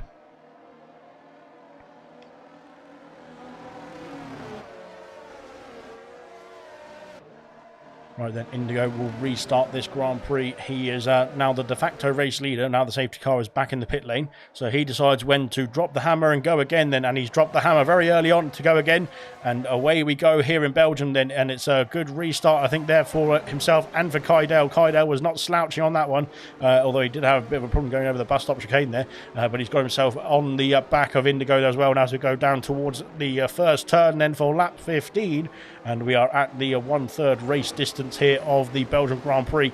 Down the hill we go then, and away we go again then. Gordo's back up into P4 then. Great stuff indeed from Gordo. Both the Aston Martins looking strong as well here in the top of the order. Then Tango then right in the fight as well. Then of course penalties for the drivers around him are going to be added onto their race times at the end of the Grand Prix, unless they can serve them in the pit lane, which I don't think they can if they're only 3 seconds or so. As up the order then we've got Key trying to line up a move then for P2 there down towards the chicane, and he's slotted in behind Kydell. Then he has to yield the move. Then he was going to try for it I think, but he's in a bit of a sandwich now between the two McLarens, and well, there we go then. We've got Jinner getting himself past Sick as Muck then up into P5. Kydell's had a problem then. Kydell's had an issue then at the right-hander. Then he's lost out to lost out to a lot of people I should say, as he's been nudged off the circuit by Farf as well then, and comes back in P8 then. So unfortunately for Kydell, as Vessia goes down the inside into Puyon as well. Unfortunately for Kydell, he's losing hand over fist, and here comes RSI Marquis as well then, trying to go down the inside, around the outside, all over the place then, but he has to slot in behind. He couldn't get the move there. I don't think no, it did open in the end, because he's got through, and Kydell has lost out. He was down. Unfortunately for Kydell, we didn't see what happened there. He must have had a bit of an issue on the braking. Underbraking I should say, but he's lost out from P2 down to P10 unfortunately for the podium sitter last week. He's had a bit of an issue then. That's cost him a lot of points paying positions as it stands. Hopefully we can see him try and regain some of those places as well then throughout the Grand Prix, but it's been very beneficial then for the likes of Gordo, his teammate there, Jinner as well in P4 now. Siggers Muck up into P5, Tango into P6 as well. Then Indigo sets the fastest lap of the race, 2 seconds ahead now of the Aston Martin of Kiki. Can Kiki get that gap down to try and fight for the race lead once again then, after looking like he was on pole? He was confirmed for pole position. He is now back into the fight potentially for the race win there. Serious Mushroom up into P11, getting himself past Styles now as well then, as there's more activity down in the background as well. I missed it unfortunately, but Serious Mushroom there into P11 now on the back of Kydell as well then. Kydell hopefully has got himself all sorted after that one, but it seems like he's losing time now to Markey as well then. This is going to be treacherous stuff indeed. Of course DRS not activated just yet as well. Into the last source we go then, as Sickers Muck's had an issue as well then. Kiki has been passed by Gordo. Sickers Muck's had an issue then at it's before the source then as Sickers Muck then. I'm not quite sure what happened to him there. Kydell's been passed by Serious Mushroom now. Kydell's struggling out there. What's happened to Kydell? Then it was contact with Styles. Then into the two Belgians are banging wheels into the right-hander then, and I'm not quite sure what happened then, as Sick as Muck was off the circuit on his own, it looked like. He's got a 3-second time penalty there, corner cutting, or track extending at turn at the corner of no name. Unfortunately, he's off the circuit again then. He's must have some sort of damage, I think, there for the Aston Martin then. He's struggling out there. There's now Kamara Racer trying to go around the outside into the next part of Sector 2 then, but he can't quite make the move this time. He has to slot in behind once again. Yes, interesting stuff indeed. I think Kydell was struggling out there as well. So interesting stuff. I'm not quite sure if there was something that's gone on between those two, but it seemed like Kydell was up in P2 and Sick as Muck was in P5. if memory serves me correctly, but I don't know if there was contact. Maybe Kydell went off the circuit then, and Sick as Muck unfortunately couldn't avoid it and has been collected by the McLaren as well. Then we'll have to wait and see if there's pit stop activity then for the McLaren and for the Aston Martin. Then looks like Kydell is carrying on here, so he is soldering on. Then same for Sick as Muck. There's contact with Moomin and the Haas of Kamara, I think, in the background there as well. DRS now available then. Well, it will be available on the Kemmel Straight then, of course, not just yet. As we've got trying to go around the inside, there was R2B, I think, trying to see if the door was going to be open for him, and it was slammed firmly in his face. That is not very nice, but that is the way it goes sometimes in Formula 1, doesn't it? Here comes Ginner then with the straight line speed. Then he's got himself up into P3, has he? Over the curbs then of La Source. He's ahead of the Aston Martin of Kiki. Good stuff indeed. A great move indeed as well. Then down the order. Oh my goodness. I'm sorry. Oh, I nearly swallowed my tongue. Now down the order then, Kydell and Styles battling away. Now Kydell and Styles, the two Belgians, once again battling away then. This is for the play. Where is... Oh my goodness me. Styles at the squeeze there and nearly pushing Kydell off the circuit. And thankfully for Kydell, he's got himself corrected quickly enough then to recorrect the McLaren that was sliding around then.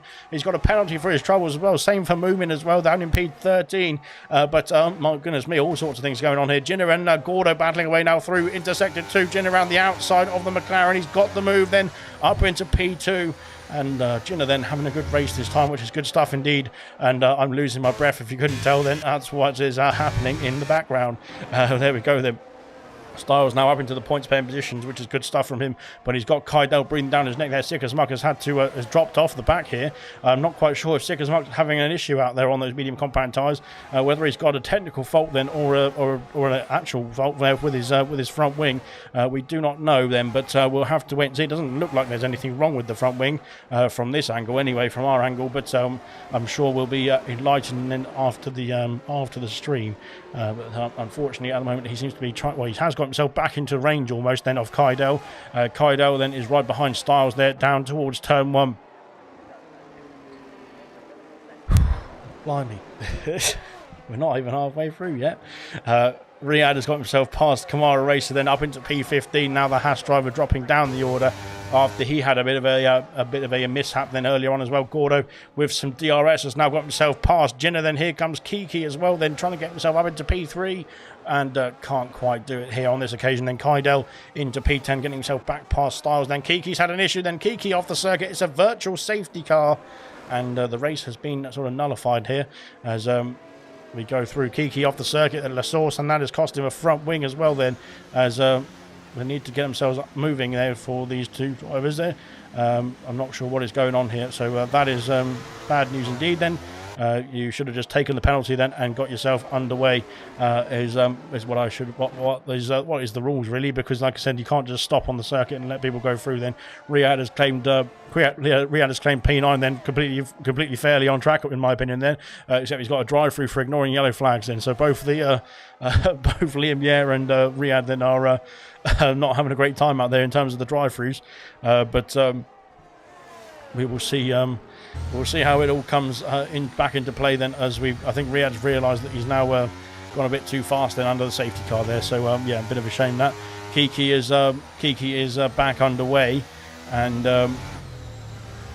is trying to get himself back to the pit lane then to fix that front wing on the Aston Martin. But he's looking good so far in this Grand Prix, or was looking good so far in this Grand Prix. Favre's got a drive-through penalty for speeding under the VSC. That's it, the VSC has gone away now, so that is that. Then DRS is re-enabled. And unfortunately for Favre, then he's got a drive-through to serve. He is in the pit lane now, and I think he is serving that drive-through penalty as well here. Riyadh, I think, is going to come in as well to serve that drive-through penalty too, and Kiki is going to follow him in then to fix that front wing. So there's all sorts of pit activity, but it's not the right sort of pit activity that you want to see, unfortunately.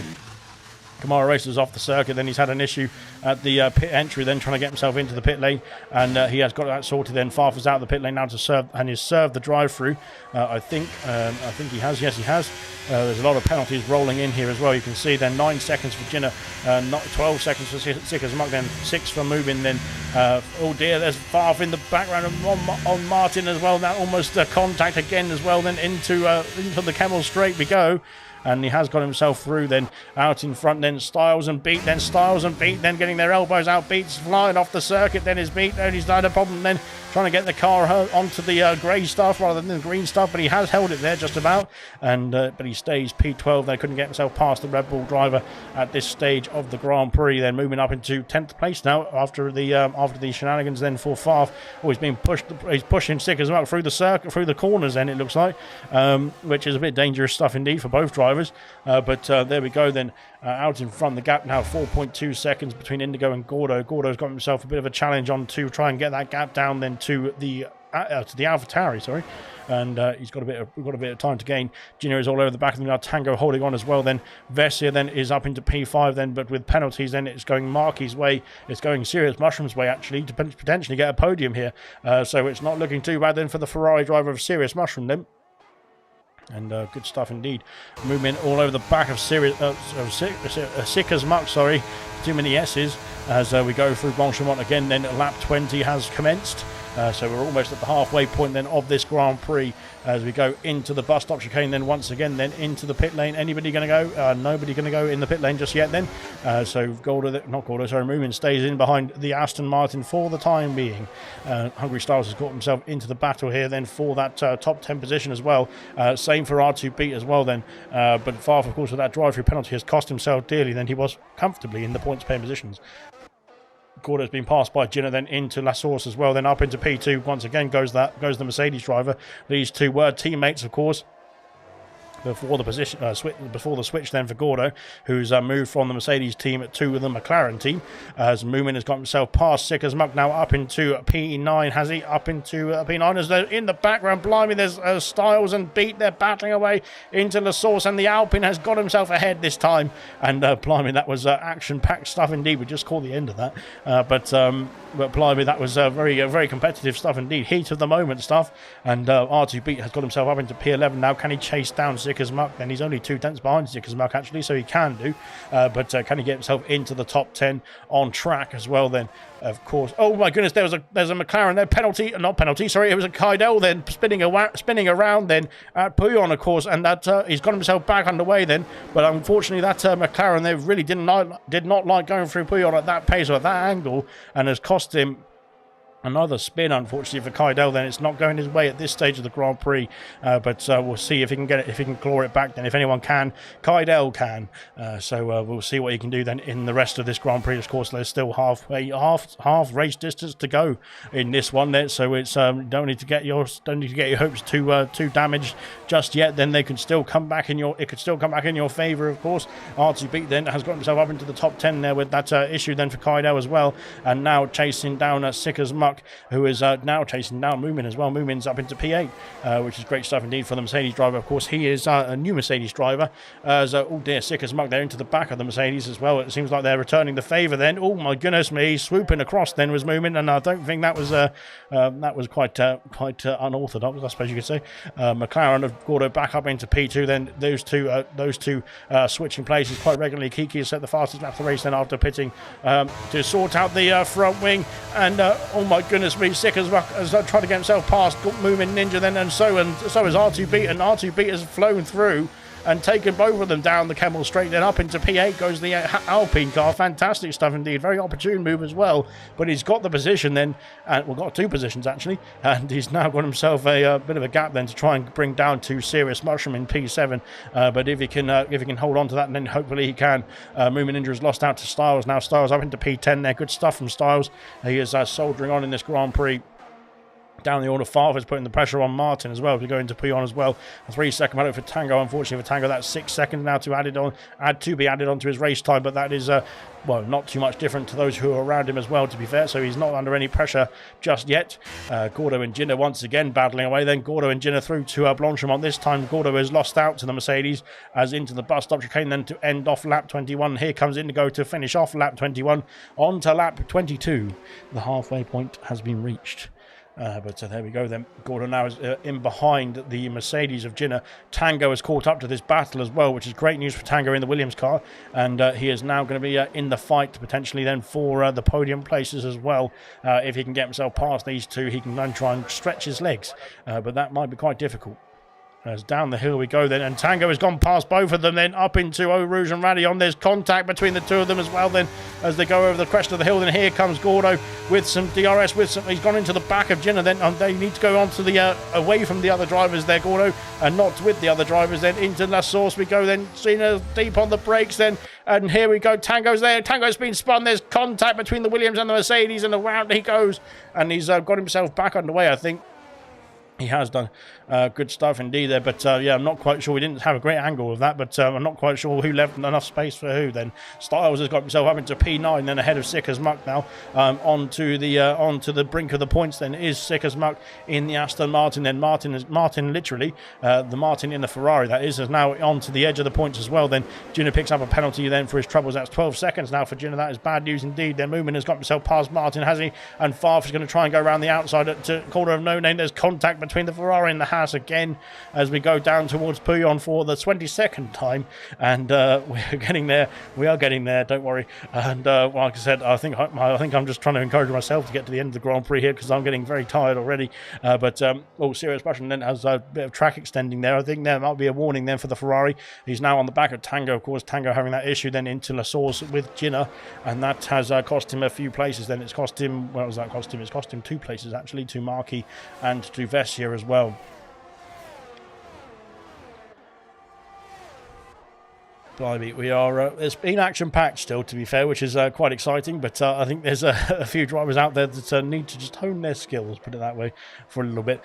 Anyway, but there we go, then Junior is still all over the back of Gordo and trying to get himself back up into P2. Then after that battle, then Marquis has got himself in range of Vessier now with the DRS, I should say, there to try and get himself past then and up into P4. Then we'll come back to Tango and Serious Mushroom as well. Then here comes Junior, then can he get himself back past the McLaren, then down towards La Source once again then, and he's got the position up into P2 down the order. Then here comes Marquis. He can't get himself past Vessier though, he stays P5. Serious Mushroom, can he get himself past Tango though, down towards La Source as well. Then it's close indeed, there's contact again indeed as well, and I think the Ferrari just about sneaks ahead now into the first chicane.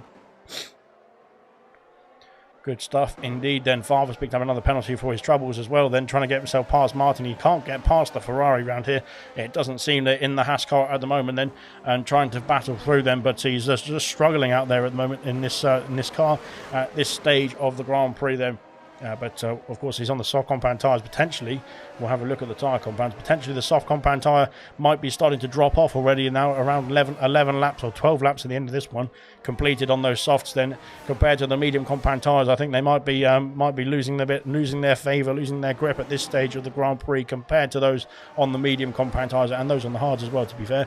Kamara Racer, Mushroom and Moomin Ninja on the hard compound tyres. Kamara Racer might have pulled off a strategy masterstroke here by pitting for the hard compound tyres only 4 laps ago.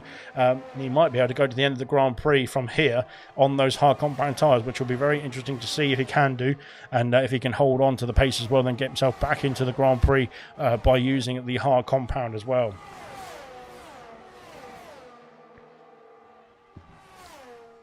Here comes Moomin there on the back of Sick as Muck into the bus stop chicane then, and right behind the Aston Martin once again. Then this battle for the final points pen positions is hotting up here as Riyadh has got himself a penalty, unfortunately for him as well. Then only drivers without penalties at the moment are Vintage in P15, Hungry Styles, his teammate there in P9, R2 Beat in P8, then Serious Mushroom in P6, then and Gordo and Indigo, who are currently in P2 and P1 at the moment. But there's contact between Jinner and the McLaren of Gordo then, but he's got himself through. Styles gets penalty as I was saying that as well, so I've jinxed Styles as well. Sorry Styles, that is my fault, but there we go then. Yeah, we're just, oh hang on, there's somebody at me door. 1 second, bear me 1 sec guys.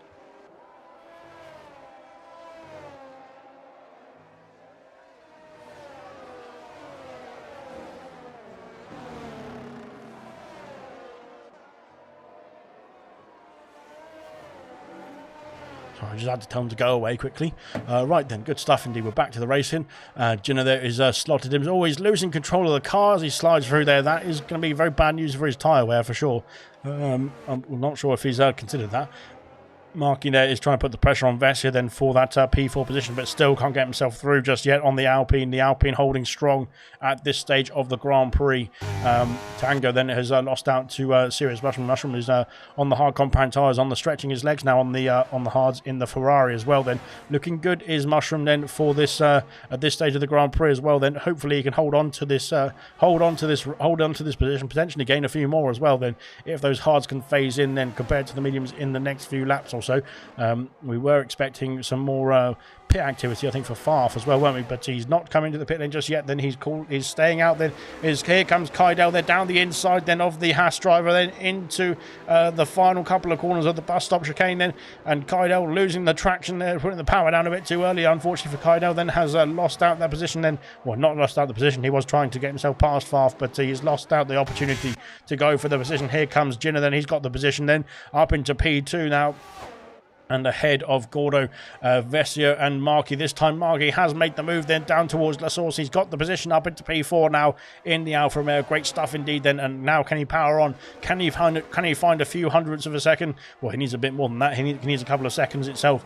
Can he get himself into the range there for the podium places? Then Martin up into P11, getting himself past Moomin. Where's Martin off to? Martin's gone off the circuit then, and he's come back on then, and I'm not sure where he's going then, is Martin. He's had a problem there trying to get himself back onto the track, I should say. He's lost out then to Riyadh and to Vintage as well then, unfortunately for the Ferrari driver. He's got himself back on the track though, but I'm not quite sure what happened there. Moomin was involved as well, I think, there, and Segas Muck, they were all in a battle together then, but I'm not quite sure if there was a helping hand there. It seemed like Martin lost control of the car on his own then, but Moomin now trying to chase down Segas Muck there for that P10 position now, the final points paying position as well. Kydell was back into the fight as well for this final points paying place. Same for Farf as well then. They're all getting involved now in this points conundrum now.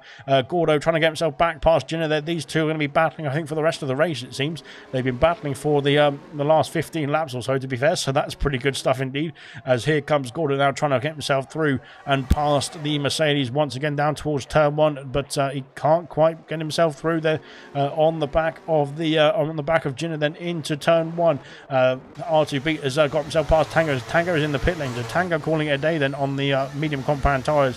Interesting stuff indeed then. What will we see next? He's retiring in the pit lane, never mind then. Don't have to worry about that then. Good stuff. Great stuff indeed then. So there we are. Gordo's got himself back up into P2 now, and he's going to try and keep the position. This time he's got the position as well. Then up into P2 goes the McLaren.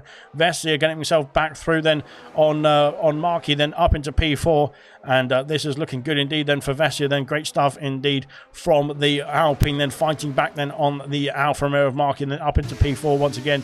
R2B has got himself up into P7 now. He's got a bit of a gap there between the drivers around him. Kydell getting himself past Moomin Ninja for P10, and he has got himself past Moomin Ninja for P10 as well. Great stuff indeed then from Moomin Ninja, from Kydell. After that difficult part of the race, then he seems to have got his head back down then and focusing on getting himself back into the points paying positions, which he's done so far.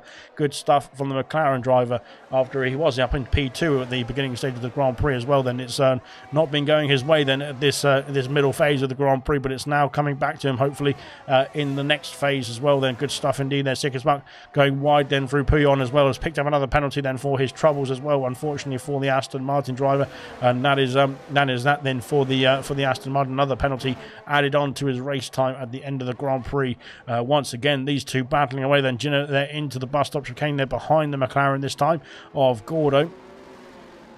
No stops being made just yet. Then we've got another couple of laps. Then we've got stops behind there. Marky is coming in the pit lane. Then Marky is calling it a day on the medium compound tyres as well. Then he's into the box then in the Alfa Romeo, to get himself into the pit lane to call it a day on these medium compound tyres. Sorry, I forgot what time he was on then.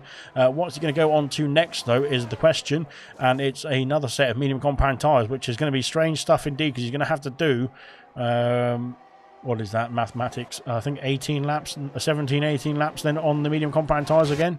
Gordo has been passed by Jinner now up into P2, goes the Mercedes once again, these two carrying on their battle. Vessia now has been released then after Marky does make his pit stop. He's been released now to have a bit of fresh air there, a bit of clear air around him now. 4 seconds is the gap then to the top 3, and 7 seconds is back to Mushroom in P5. Mushroom doing a good job though in P5. Marky has lost out to Moomin. They're down towards the Lassour's. Sicker's Mark has been passed by Kaidel. Kaidel now back up into P8 then after the struggles has got himself back through. Then Marky now behind the Mercedes and Moomin Ninja. That's going to be somebody he wanted to be somebody he probably wanted to be ahead of. Then they probably would have planned for the strategy then to get him ahead of the Mercedes then in the pit stop phase then. But unfortunately it hasn't worked out by only a tenth or two of a second there. It was very close indeed. But he's going to have to try and get himself past the Mercedes then in the next few laps or so. Kiki then is onto the back of Farf. Then Farf, I think, will be struggling soon on those soft compound tyres. If he isn't already, I think he already is actually, because we saw Marky do what was it Marky did. Marky did, 15, 14 laps or so on the medium compound tyres. Farf has done 15 laps there on the soft compound tyres already. And Kiki has got himself through then up into P13, I should say. Martin's had an issue then through the chicane then into Sector 3 we go then for Martin. He's got himself back underway, thankfully. Jenner is into the pit lane, so is Gordo as well. Then they're calling it a day there on their medium compound tyres. It seems the mediums are reaching their limit already. As onto the softs goes Jinner, then that is interesting stuff indeed. He's going to have to do more laps on the softs than he's done on the mediums. But he's come out ahead of Gordo as well. Then Gordo, I think, has been passed by Jinner then in the pit stop phase. Then Kaidel coming through, then he'll be behind his teammate. I think there's a come out the pit lane here as we go down the hill. Then Kaidel is in the background there coming round turn 1. And we've got another pit stop activity then for R to beat down the order as well, then into P15. But of course, onto a fresh set of medium compound tyres.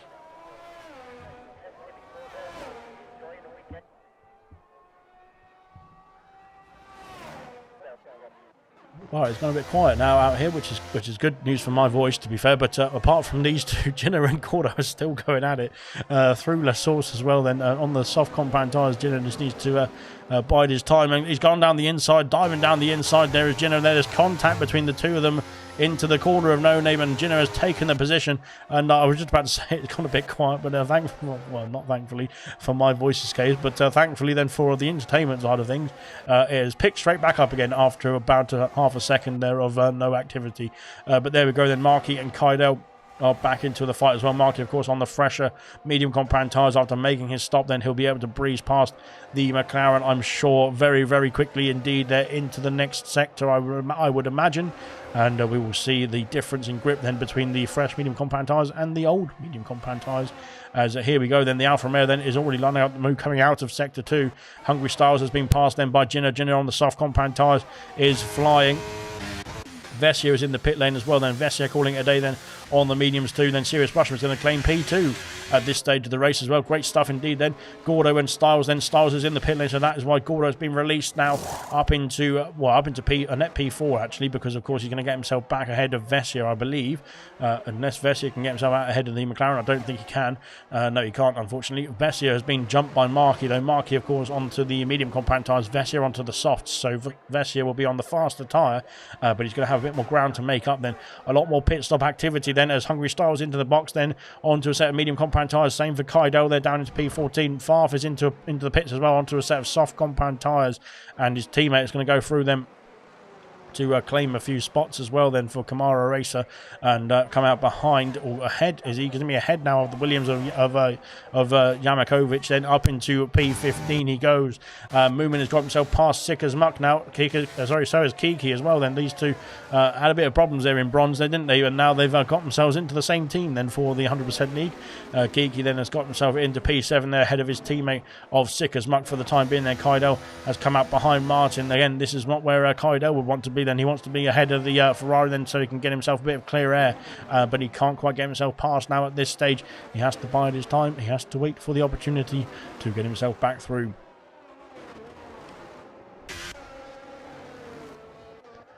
Vessi has got himself past Sick as Muck then. Those soft compound tyres switching on immediately then for the Alpine as Moomin picks up another penalty for his troubles as well there. He's up in P6 as it stands there on the hard compound tyres. Can the hards go to the end of the Grand Prix? We'll have to wait and see, as it looks like they're being outpaced then by Kiki on the medium compound tyres for the time being. Of course, the difference in tyre life, the difference in tyre itself then is going to be a big factor into the pace of these cars as well. Then into the pits comes Serious Mushroom. Then he's calling it a day on the hard compound tyres. And into the box he goes then, fastest lap then for Jinner. Then he's 24 seconds behind the race leader of Indigo. But Indigo has not pitted again just yet then. as Marky goes through to P4. Oh, God. Serious mushroom onto a medium set of tyres as well then. So he is going to be going to the end of the Grand Prix, I would imagine, on those tyres as well. And he's going to come out behind R2 Beat. Is he? Yes, he is. But he's going to be ahead, I think, of the head of Hungry Styles. Yes, he is as well. So he's slotted in at P11 for the time being. But, of course, he's on the freshest tyres on the grid at the moment. And we will see if Serious Mushroom can get himself back into the points paying positions at the end of this Grand Prix as well. Then I think he can. I know he can. As a famous Thomas the Tank Engine once said as well. So Kiki now up into P6 then. He's got 11 lap old medium compound tyres. I'm not sure those are going to hold on to the end of the Grand Prix from here. It'll be interesting if they do. But as we saw already, we've seen 15 laps or so on the mediums and people calling it a day then and going on to another set of mediums to the end of the Grand Prix.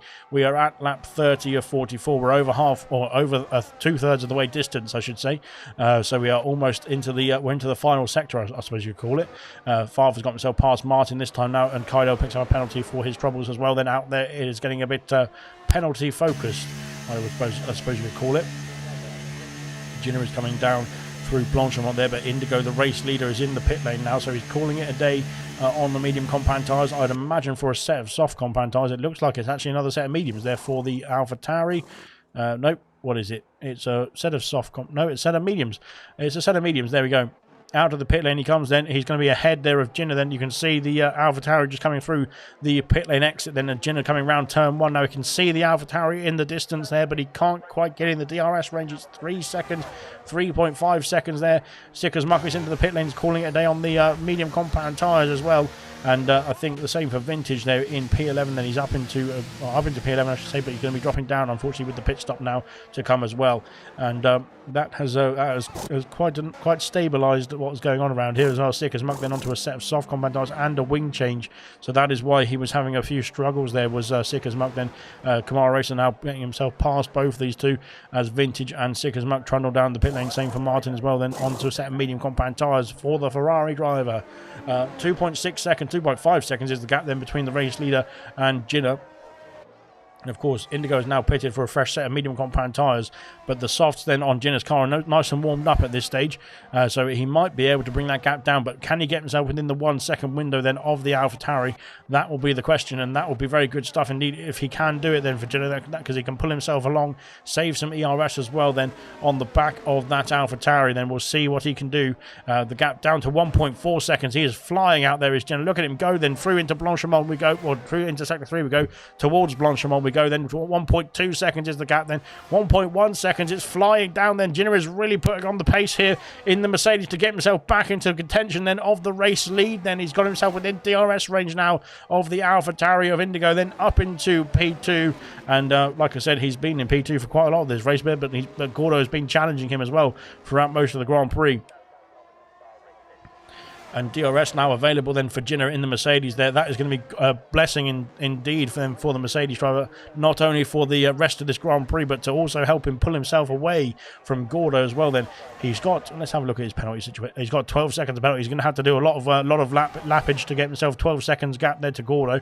He's got a 2.4 second gap at the moment, but can he get himself the race lead is the question we've got on our lips right now. Here he comes there onto the Kemmel Straight then with some DRS there down towards La Source, and before we even get halfway down the straight, then he's ahead there into P1 there and past the AlphaTauri now as well. Good stuff indeed there, and I think Indigo knew that was coming then. He didn't want to fight too hard on that one. He's just going to slot in behind there and get himself towed along for the time being then.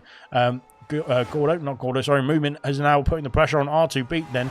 Moomin's done 20 laps there on those hard compound tyres. Got R2 Beat. He's got 4 lap old medium compound tyres and has got himself past Riyadh and Kaido switching places there. Kaido up into P11 now, 3 seconds off the top 10 as it stands. But it's not too far for Kaido to get himself back into the range. Same for Riyadh as well then. Riyadh has done a great job then in the Williams car. He's done a fantastic job in the Williams car actually. So it's been good to have him here in the Williams then to reserve tonight's front as well. Sickersmuck has got himself past Vintage now into La Source, then onto lap 32 we go then. The Aston Martin trying to get himself back in this Grand Prix after that wing change as well then in the last pit stop phase as well then. Good stuff indeed. Martin unfortunately struggling out there at this stage of the Grand Prix as well then, but hopefully he can get himself back into the race itself. Now Indigo is right behind Ginner this time, but I think Indigo is going to be very wise old fox in this one. He's going to sit behind, save some ERS and use the DRS then to keep in touch with that Mercedes car. Kamara's been passed then by Sickersmuck, then Sickersmuck on the soft compound tyres, used old hards for Kamara Racer. Serious Mushroom has been passed by Moomin there. I'm not quite sure why, because Serious Mushroom has got the fresher tyres there, sir. So it would be best if you use them. Moomin is coming in the pit lane there, so he's called it a day then. 21 laps then on the hard compound tyres then for the Mercedes driver. Into the box he goes then, and he's going to switch on to, I'm guessing, a set of soft compound tyres. Up in front though, down the Kemmel Straight, Indigo's got himself back past then into the race lead, then ahead of Ginner into La Source, then the AlphaTauri, or the V-Carb, whichever one you want to call it, but I'm going to call it the AlphaTauri. I'm going to call it Toro Rosso actually next season, but there we go. So the AlphaTauri then is up into P1, or back up into P1 I should say. Then Movement is coming out of the pit lane. He's going to be out in front. He's going to be out very close actually to this battle here between Sickersmuck and Vintage as well. Then out in front of Vintage, but out behind Sickersmuck then, and down the hill we go then towards Eau Rouge and Radion once again. Then there's a penalty popping up. I didn't see who it was for. Vintage has got a penalty as well. They're going wide at the top of the hill, but he's got some DRS now to play with then, and there's all sorts of bumping and margin around there. But now Movement has been passed then by the Red Bull driver. Then up into P14 goes Vintage, and cruising on. Of course, Vintage, our newest member to the YouTube channel, then the Jensen tier package for the Red Bull driver then. And fantastic stuff indeed there from Vintage as well. Then great stuff to have him in the car as well. And of course, as a member now of the ALR YouTube channel, there, Ginner has lost out then to Indigo. Then we didn't see that gap extending there, but it's now 1.4 seconds there. I think Ginner might have pushed too hard there on the soft compound tyres potentially, and now might burn them out then. And now Indigo is stretching his legs out in front, then potentially extending his gap there. Fastest lap then for Indigo as well. He is cruising out there, and now he's extended the lead, extended the gap then, and extended his fastest lap point as well potentially. Of course, anybody can go for the fastest lap point so long as they are still in the Grand Prix. Kaidel is trying to get himself back into the top 10 then. He's all over the back of Riyadh then, in towards the bus stop chicane then, and it's going to get tight indeed then. Can he get himself past then into the bus stop? Not quite. He has to sit behind, and he's on to the brink of the top 10 here as well. DRS now available then for the McLaren. They're down towards turn 1. Can he hold on to it? Can he? I think he's biding his time here actually. He's being very sensible indeed, because he wants to wait for the DRS down along the Kemmel Straight I should say. Down the hill we go then. The detection point, if you can get your words out, is right here. And then of course you activate it at the top of the hill. Then you can't activate it before you get up the top of the hill, because the Eau Rouge and Radion complex of corners is not optimized then for some DRS. But this one is then. Here comes Kaidel down the Kemmel Straight then, and he's got himself back up into the top 10 then, getting himself past Riyadh then into towards La Source. And he's up as yellow flags. It's for Vintage, is it? No, Vintage has had a problem there at the top of the hill. Unfortunately, on the soft compound tyres, he's got himself back underway. But unfortunately, that has cost Vintage, and I think 2 places then, to Moomin and to a Kamara Racer then, after he was chasing down Sickersmuck for P13. Vintage there has dropped down the order. Hopefully he can get himself back underway then. Potentially he could go for that fastest lap point as well. I think we've seen another Red Bull in the shape of Hungry Styles then, who's currently in P9 then, get the fastest lap point then for the Red Bull team. I think it was in Spain, potentially, I can't remember. One of the future races. We've only had 3 races so far this season. This is the 4th, and R2Beat is now within range of Kiki in P6 then. I think Kiki might have to pit again then. We saw everybody else do about 15 laps on the medium compound tyres, but he is on the 15 lap old mediums now, is the Aston Martin driver, so we might see some stops coming for Kiki, or 1 stop hopefully, not too many stops, as he is into the box then, calling it a day. Hopefully he's not listening to me, because I don't want to get the strategy wrong for Kiki, so fingers crossed he is not pitting this because of my advice, but there we go then. Where will he come out is the question. He's going to be behind Yamakovic as well. He might be behind Farf then, and potentially Sikkersmuk as well. Here comes Kiki then back out of the pit lane, trundling down towards the pit exit. Then here comes his teammate Sikkersmuk then with Moomin Ninja in close pursuit. And Kiki coming out of the pit exit then is going to be ahead, I think, of his teammate. Is he? Yes, he is, just about then. Sikkersmuk going to be right behind his teammate and going to have some DRS as well down towards the last source chicane as well. Then up the hill we go then. Oh, the Aston Martin's almost side by side there as we go up the Eau Rouge and Radion section, and now DRS available then for the second Aston Martin then of Kiki then, who's got not got any DRS to play with then in towards La Source. Then he's got the position as Sikkersmuk, that is, and Kiki slots in behind his teammate then as well. Moomin there. I think Kiki had to go great guns indeed there to try and keep hold of the position ahead of Moomin there, but Moomin's got the inside now down this right-hander. Can he hold on to it as well? He can. He's got himself through and past Kiki up into P13, and blimey, that was a good move indeed there. Well played from both drivers as well, to be fair, to give each other space and the position as well then for Moomin as well. Good stuff. Blimey. Kaidel now onto the back of Riyadh. Once again, these two are starting to have their own battle. They're forming here in this Grand Prix as we've got 36 laps then of 35 laps completed. We're on to lap 36 then of 44. There is 8 laps remaining of this race, or 8.5 laps remaining of this race. And blimey, it's been a long one for me personally, but it's been a fantastic one to commentate on as well. We're only at not even yet 10 past 9. Then there's still plenty of time to go. We usually try and end before 9:30. That is, because we start at 7:30 and we've got a short qualifying and then a 100% race then. But so far so good. It has been pretty entertaining stuff indeed then. Oh, there's where is Sikkersmuk going? We don't rent that part of the circuit at all, and he has gone off completely at the bus stop chicane. Then that will be very enticing for Moomin there to try and see if he can get himself past the Mercedes now, the Aston Martin now in the Mercedes, of course, is Moomin, and we need to avoid going into the wall there. It looked like he was about to just hit the wall straight on then. Up the hill we go once again then for Moomin. Then he's all over the back there of the Aston Martin of Sikkersmuk. Then here we go then. Kiki is coming through as well then, is he? Kiki's going to try and get himself through as we go side by side. It's 3 wide then down towards the Kemmel Straight, or down the Kemmel Straight then. Moomin has got himself past, Kiki's got himself past, and up into P12 for Kiki and P13 for Moomin there. These three then battling away very well indeed then. That was a very close run affair, that was. Thankfully they got themselves all through unscathed, then that could have been a big problem indeed, as Riyadh now and Kaidel have caught up to Hungry Styles. Hungry Styles is not going to be too happy about that, as Kamara unfortunately gets another penalty for his troubles out there as well. But unfortunately, like I said, for Styles, Riyadh and Kaidel are no slow cookies then, so they are going to be all over the back then of the Red Bull very quickly indeed. And they could be chasing down Styles for that P8 position as well then. He's got a bit of a sizable gap then to Serious Mushroom, about 3.5 seconds or so. R2 Beat then is 2 seconds ahead of Mushroom then, but he was chasing down his teammate. It's now stabilised at about 6 seconds there, the gap between the two Alpines. Both the Alpines looking strong here. Same for Marky as well, same for Gordo. Then after that difficult qualifying for Gordo, he has got himself up into the podium places once again then. He could be on the, well, he is on the brink, I should say. Or is it? Oh dear, he needs to stay on the grey stuff, not the green stuff there, Gordo. I'm not quite sure what that interpretation of track limits, as Mark would say, is going on in there in the McLaren garage. I'm not quite sure what's going on there at all. But anyway, we'll let him off. Yeah, Gordo then is on track then for a podium place then, if he can stay within the penalty range then of Jinnah as well. Here comes Yamakovic then, trying to get a move then on Styles, then down towards the Kemmel Straight once again, then up into P8 goes the Williams, then getting himself past. Here comes Kaidel then on the Red Bull as well. Can he go around the outside into La Source as well? He has gone around the outside, but now Styles has got the inside for the next right-hander. Unfortunately loses out then to the McLaren. Great stuff indeed, great battling indeed between the two of them then. Farf has now got in the battle then with Sikkersmuk and Moomin. And this is going to get dangerous stuff indeed, especially with Farf involved. But there we go.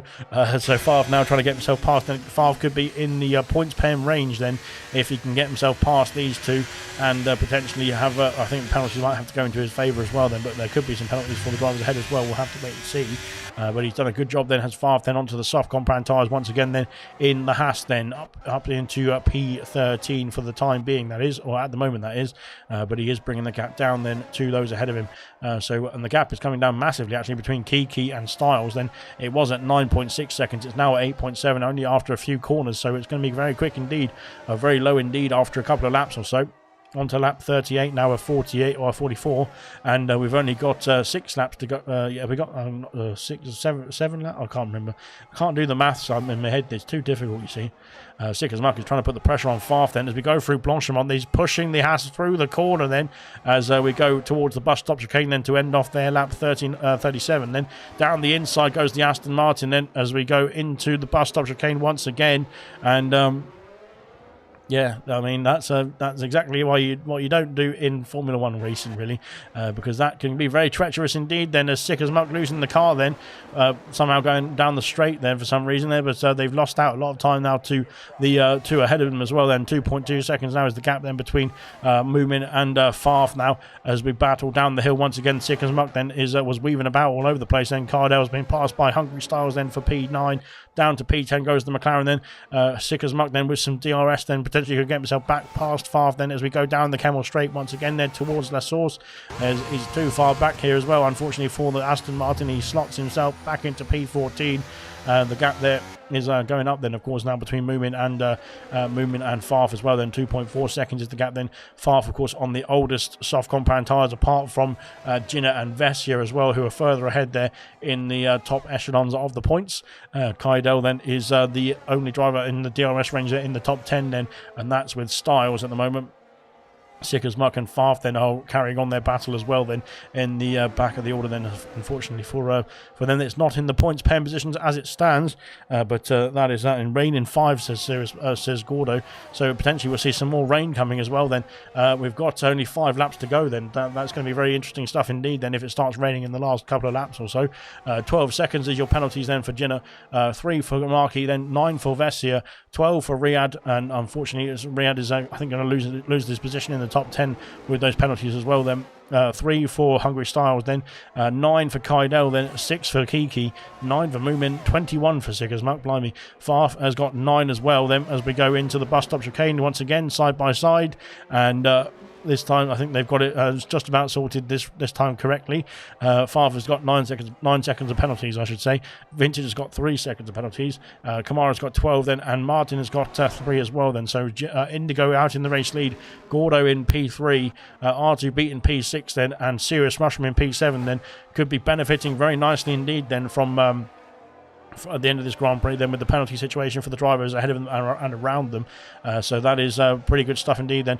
Yamakovic unfortunately picks up another penalty then in the Williams then going through the exit of La Source chicane, I should say.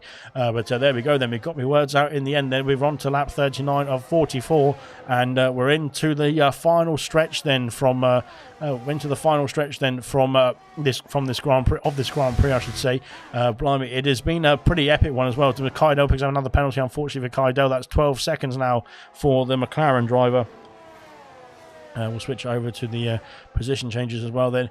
But blimey, it's been, like I said, one hell of a Grand Prix so far. Belgium has always been a bit of one that throws up an exciting Grand Prix, whether it's a bit too wet or not then. But Kaidel is one of the of course the home drivers around this circuit. Then he's trying to get himself back into the points paying positions here. But Kaidel has really struggled in this Grand Prix overall. Then Styles is now within the range of Yamakovic, then potentially to go for that P8 position as well. Then DRS, of course, will be available for the Red Bull, but it will also be available for the McLaren as well. Then, as we go on to the main straight, there is 2 different detection points and 2 different activation points, unlike Hungary last week. So there we go. Then into turn 1 we go. Then, and Styles has somehow dropped out of the window then of DRS. Then, even though he was down the main straight. I'm not quite sure what's happened there. Driver of the Day nominations are out then. We're on to lap 40 of 44. And the Driver of the Day nominations are Serious Mushroom, R2 Beat and Gordo, as you can see in the comment section. So get your votes in then, guys, for your Driver of the Day nominations then. So Serious Mushroom then up 13 places, then R2 Beat up 9 places, and potentially could get himself into a P4. We've got yellow flags. It's Kaidel off the circuit again there at La Source. He's had another issue then, has the McLaren driver. He needs to get himself going once again then. He needs to get himself out of neutral as well. But I'm not sure what he's got going on there. He's been disqualified for going the wrong way, and I think he just gave up then. Brilliant stuff. Yeah, unfortunately, like I said, it'd be great if I could just give up as well, but I'm going to have to sit here and commentate on it. But there we are then. Kaido has unfortunately been disqualified from the Grand Prix after getting parked in the wrong location. Of course, you can reset the track then if you're stuck in the wrong position and you are beached on a curb as per the rules. And they've been the rules for, I think, about 5 seasons now, to be fair. But there we are then. That is the situation then with the rules, if you hadn't noticed that already. But 3 seconds now is the gap then between Markey then and 3 seconds is the penalty situation for Markey. But at the moment he is going to be safe there from the drivers around him. I don't think it's in range of Jinner's penalties then as well, though. So he's going to be staying P4, I believe, as it stands. And you can get your votes in then for driver of the day in the comment section as well then quickly, as we're on to lap 44 then. Indigo's running out of fuel then, says rotation. I think we'll have to, we didn't look at the fuel, did we? We'll have a look at the fuel now, as Indigo, the fuel light seems to be alright then for Indigo. It seems to be okay then. It might come on in the next lap or so. Kaido leaves the session, unfortunately not had a good race there tonight. Jinner then has not got any issues then, same for Gordo. We'll have a look through and just see if anybody's lights are flashing away then. Doesn't look like it out there at the moment then, unless they're outside the top 10. Farfus in the pit lane then, so Farfus calling it a day then on those soft compound tyres. They were going to struggle, I think, to get to the end of the Grand Prix from there after the mammoth stint that he had set himself up then. Nobody having any fuel issues as it stands, as it looks like anyway, I should say. But we shall wait and see what happens in the next lap or two. Indigo then is out in control. It's got a 5.5 second gap then of the leader of the Grand Prix. And of course, Jinner's got a lot of penalties there to his name, so those will be added on to his race time. So Indigo is quite comfortable out here at this stage. And after starting P19, I think it was, Indigo is cruising around then and looking good on his, of course, his first reserve appearance then as well in the 100% league. And he has stepped in and put on a good show. And there is some rain. We did hear from Gordo there was going to be some rain then, and Gordo then I think has called it. Is it going to be heavy enough is the question then for intermediate compound tyres in the last lap or two, which is going to be quite interesting to see if anybody's going to soldier on. It's a long lap as well. Like we said earlier on in the race, when it was pouring with rain, it was on the extreme tyres as well. Then before we switched to the intermediates, then we switched to the dries. We said that the being on the right tyre at the right time, especially around this track, is paramount importance, didn't we? Because it's such a long lap time around here. The rain has definitely started to fall then. Gordo did say there was rain on the forecast. He needs to make sure he keeps the car on the track then, and he can get himself through then, and we'll have to wait and see who's going to come out on top. Is anybody going to roll the dice and go on to a set of intermediate compound tyres for 1 or 2 laps really? But we'll wait and see then. It's going to be a bit of an interesting end to the Grand Prix if this is going to be the case then. Riyadh has got himself into the DRS range, I think, of Serious Mushroom then. That is Serious Mushroom. He was having a cruising Grand Prix in the Ferrari. There is now under pressure there from a Williams car as we go down towards La Source once again then for lap 42 of 44. But at the moment then it seems okay then. Serious Mushroom now keeps hold of the place for the time being. But rain is definitely falling there. It's starting to get heavier as well then. We could see some activity then in the pit lane. I'm not quite sure if it's going to be the right call though. Not at this stage of the race anyway, but we did see the change very quickly, didn't we? We did see the change very quickly.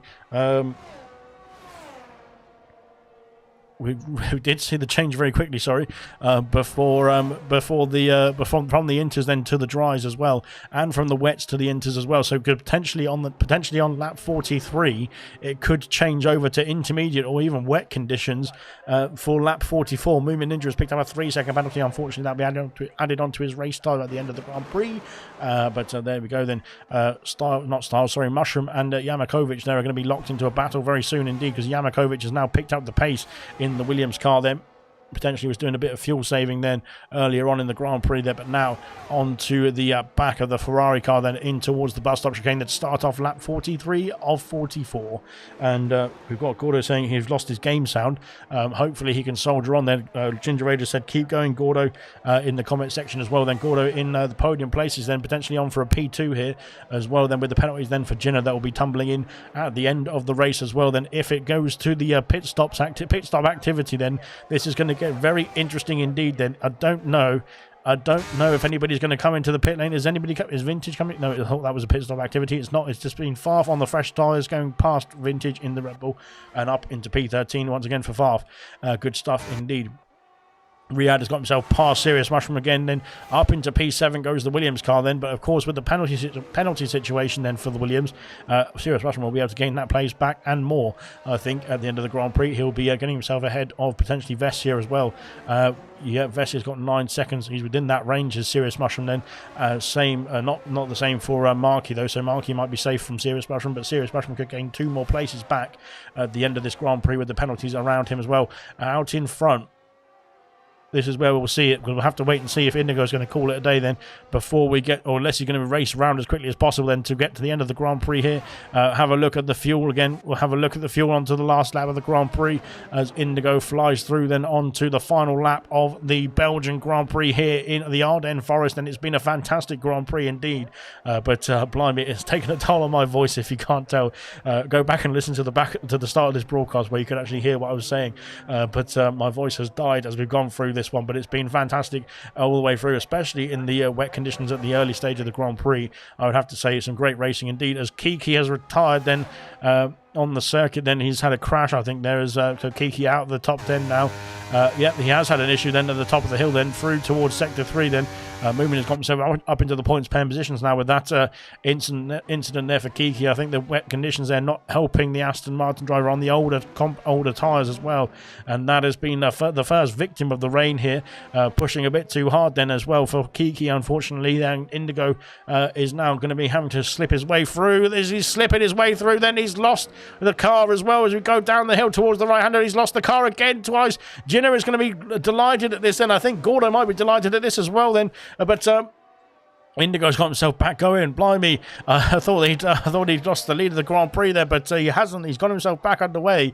Maybe he was just playing a bit of games there with Jinner there, but trying to get himself into the end. I don't know what sort of mind tricks that is, but nonetheless. But anyway, he has now got himself back into the back under pressure now from Jinner as well as we go in towards the end of Sector 2 for the final lap here about the Belgian Grand Prix as Indigo leads us through. Then Moomin has been passed then by Sickers Muck, then up into. Oh dear, that's close indeed, and in these treacherous conditions as well, then this is very tight indeed. Then Sickers Muck slots in behind, Moomin takes hold of P10.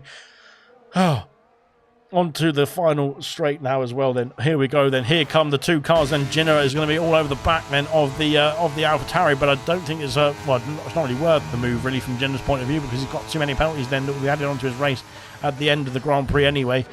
Indigo covers the inside nonetheless then into the bus stop chicane then, but he's going to cross the line then. Is Indigo around the final corner then to take the win here in Belgium in fantastic style as well. What a race win then from Indigo. Fantastic indeed then from the AlphaTauri reserve driver, but a really great race indeed from Indigo. Good. Gordo there in P2. Great stuff indeed from Gordo as well. Once again, a very difficult qualifying for the McLaren driver, but he's managed to get himself onto the podium once again as well, keeping it clean with no penalties as well from Gordo. The customary drive then from Gordo in the McLaren. Great stuff indeed there. Jenner does get P3 in the end with the penalty situation there. He loses P2, but he stays on the podium places. Great stuff from Jenner as well. Good clean race in the end then on track, that is, without the penalty situations. RTB does get P4 in the end as well. Great stuff from him. Markey there with the penalty down to P5. Then Serious Mushroom does get P6 in the end. Vessia P7. Styles in P8. Then Riyadh there P9. Moomin in P10 does get a point then from himself and the Mercedes team. Then Sickers Muck in P11. Then Farf in P12. I think it will be Kamara in P13, Martin in P14, and Vintage in P15. Then great stuff indeed, and well done, of course. Thank you very much to Vintage. I think the joining ALR as the newest member then of the channel in the comment section of the YouTube has cursed you tonight, but hopefully for future races it will be lifted.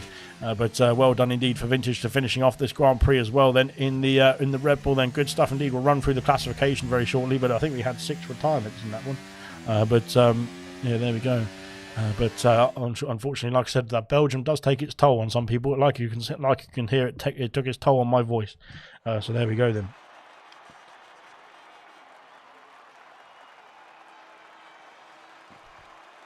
Okay, then we're going to have the interviews underway very shortly as well, but there is Indigo on the top step of the podium then on his first appearance here in the 100% League. He has claimed the victory then after starting down in P18, I think it was, a P19.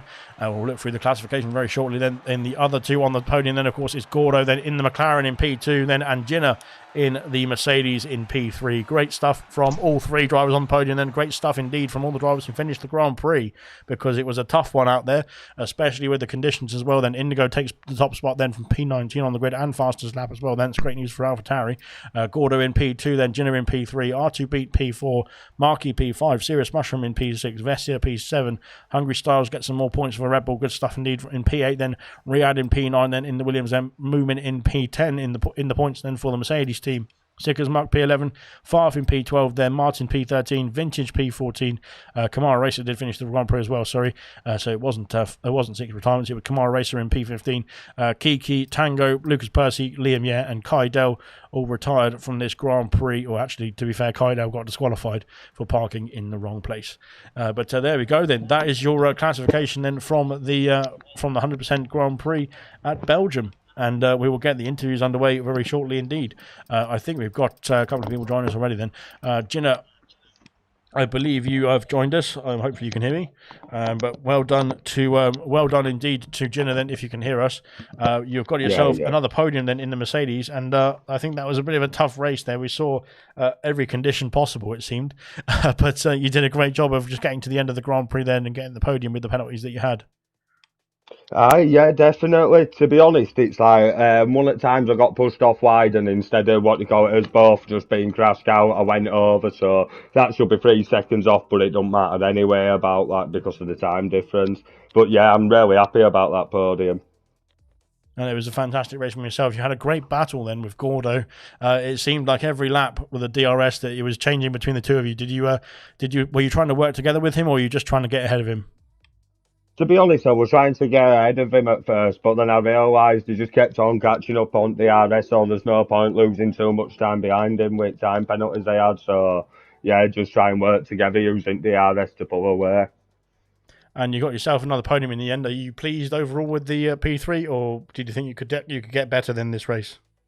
To be honest, I'm disappointed with P3 now. I should have done better, especially with time penalties. Some of them were just stupid. I should have just let off instead of trying to push round corner, but you live and you learn. Another good result then for yourself then after Monday as well. So well done indeed for Ginner then in the Mercedes P3 here in Belgium. And we will see if you can repeat that on Monday tomorrow. Well, not tomorrow, so next week as well then. But good stuff indeed. Well done, mate. And thank you. We've got, I don't think Gordo has joined us then, but we've got Indigo then. Indigo, how are you then? You must be pretty pleased with that one. You started in P19 and you came out on top. Yeah, no practice whatsoever. And yeah, I was surprised at that one, to be honest with you, because it was a difficult race. The conditions were wet at the start, very wet, and I had to avoid everybody. And I felt so good in the wet and the dry in like both conditions. So I was really happy that I had pace in both of them. Just slapping on a random setup and just see how it went. Then during the race, the start of it was very chaotic with drivers sliding around and missing their braking points. I just bided my time, waited patiently, then slithered and slid through all those drivers that made mistakes. And I think it went from P19 to P10 P12 in one lap. I think I did. So I was really happy about that start. But the pace was there today, which I was happy about, because it gives me a good tester for the gold race on Sunday. Oh, so genius from whoever the admin is for planning the calendar ahead, a week ahead then for the Advent League compared to the divisions. That is, I'm not sure who did that. But no, great stuff indeed. And you talked about the setups there as well. Did you have a wet setup for the beginning of the race, or did you have to just stick with the dry setup and power through on the wet stages? I had a dry setup and just to see how it went, really, because I didn't check the weather radar, so I had no idea if it was going to be wet or dry or both. But luckily, yeah, the setup worked both ways, and I'm really happy about it as well. Great stuff indeed. And you said you had a bit of a sliding in the beginning there on the wet conditions, but you had a bit of a slide on the last lap as well. Can you tell us about that and what happened there? So I did change my brake bias headed down into Rivarge because it's a downhill braking zone. It's very easy to lock the rears, and it was wet. My tyres were getting older, so I left the brake bias as it was. Then just outburnt myself and slid the car. It wasn't intentional to play mind games. I heard what you said, but yeah, I didn't mean to do it. And I was really don't worry, mate. I was really nervous too, because like I slid again, and I was like, oh oh Christ, I did it again. I need to get myself back on the circuit here before second place catches up. And I know he's got a 12-second time penalty, but I want to win on track instead of penalties. So I managed to keep myself ahead of him at the time. But I was really frustrated by the second pit stop because on the mediums, I was supposed to go to the soft compound tyres towards the end, not the mediums. So I was really I was really frustrated about it. But oh well, it still worked in the end. But I'd rather have the soft tyre towards the end. Well, like I said, it worked out in the end. Then you got your first victory then on your first appearance there, which is great stuff indeed. And I'm sure the AlphaTauri team are very happy with you on that one as well then. But great stuff from Indigo. Then the race winner here for the Belgium Grand Prix, round 4 of the Event League Season 3. And of course, we'll be back next week. We'll be in Zandvoort, I think. So there'll be a few more home Grand Prix then for a few other drivers as well then in the next round, of course. In terms of ALR, we've got more action coming up. We've got actually Belgium coming up for gold on Sunday, then Belgium for silver on Monday, and the same again for bronze on Tuesday before we get back in a week's time then to the Netherlands then for the 100% League. So stay tuned to ALR. There's plenty more action coming up, and we'll see you soon.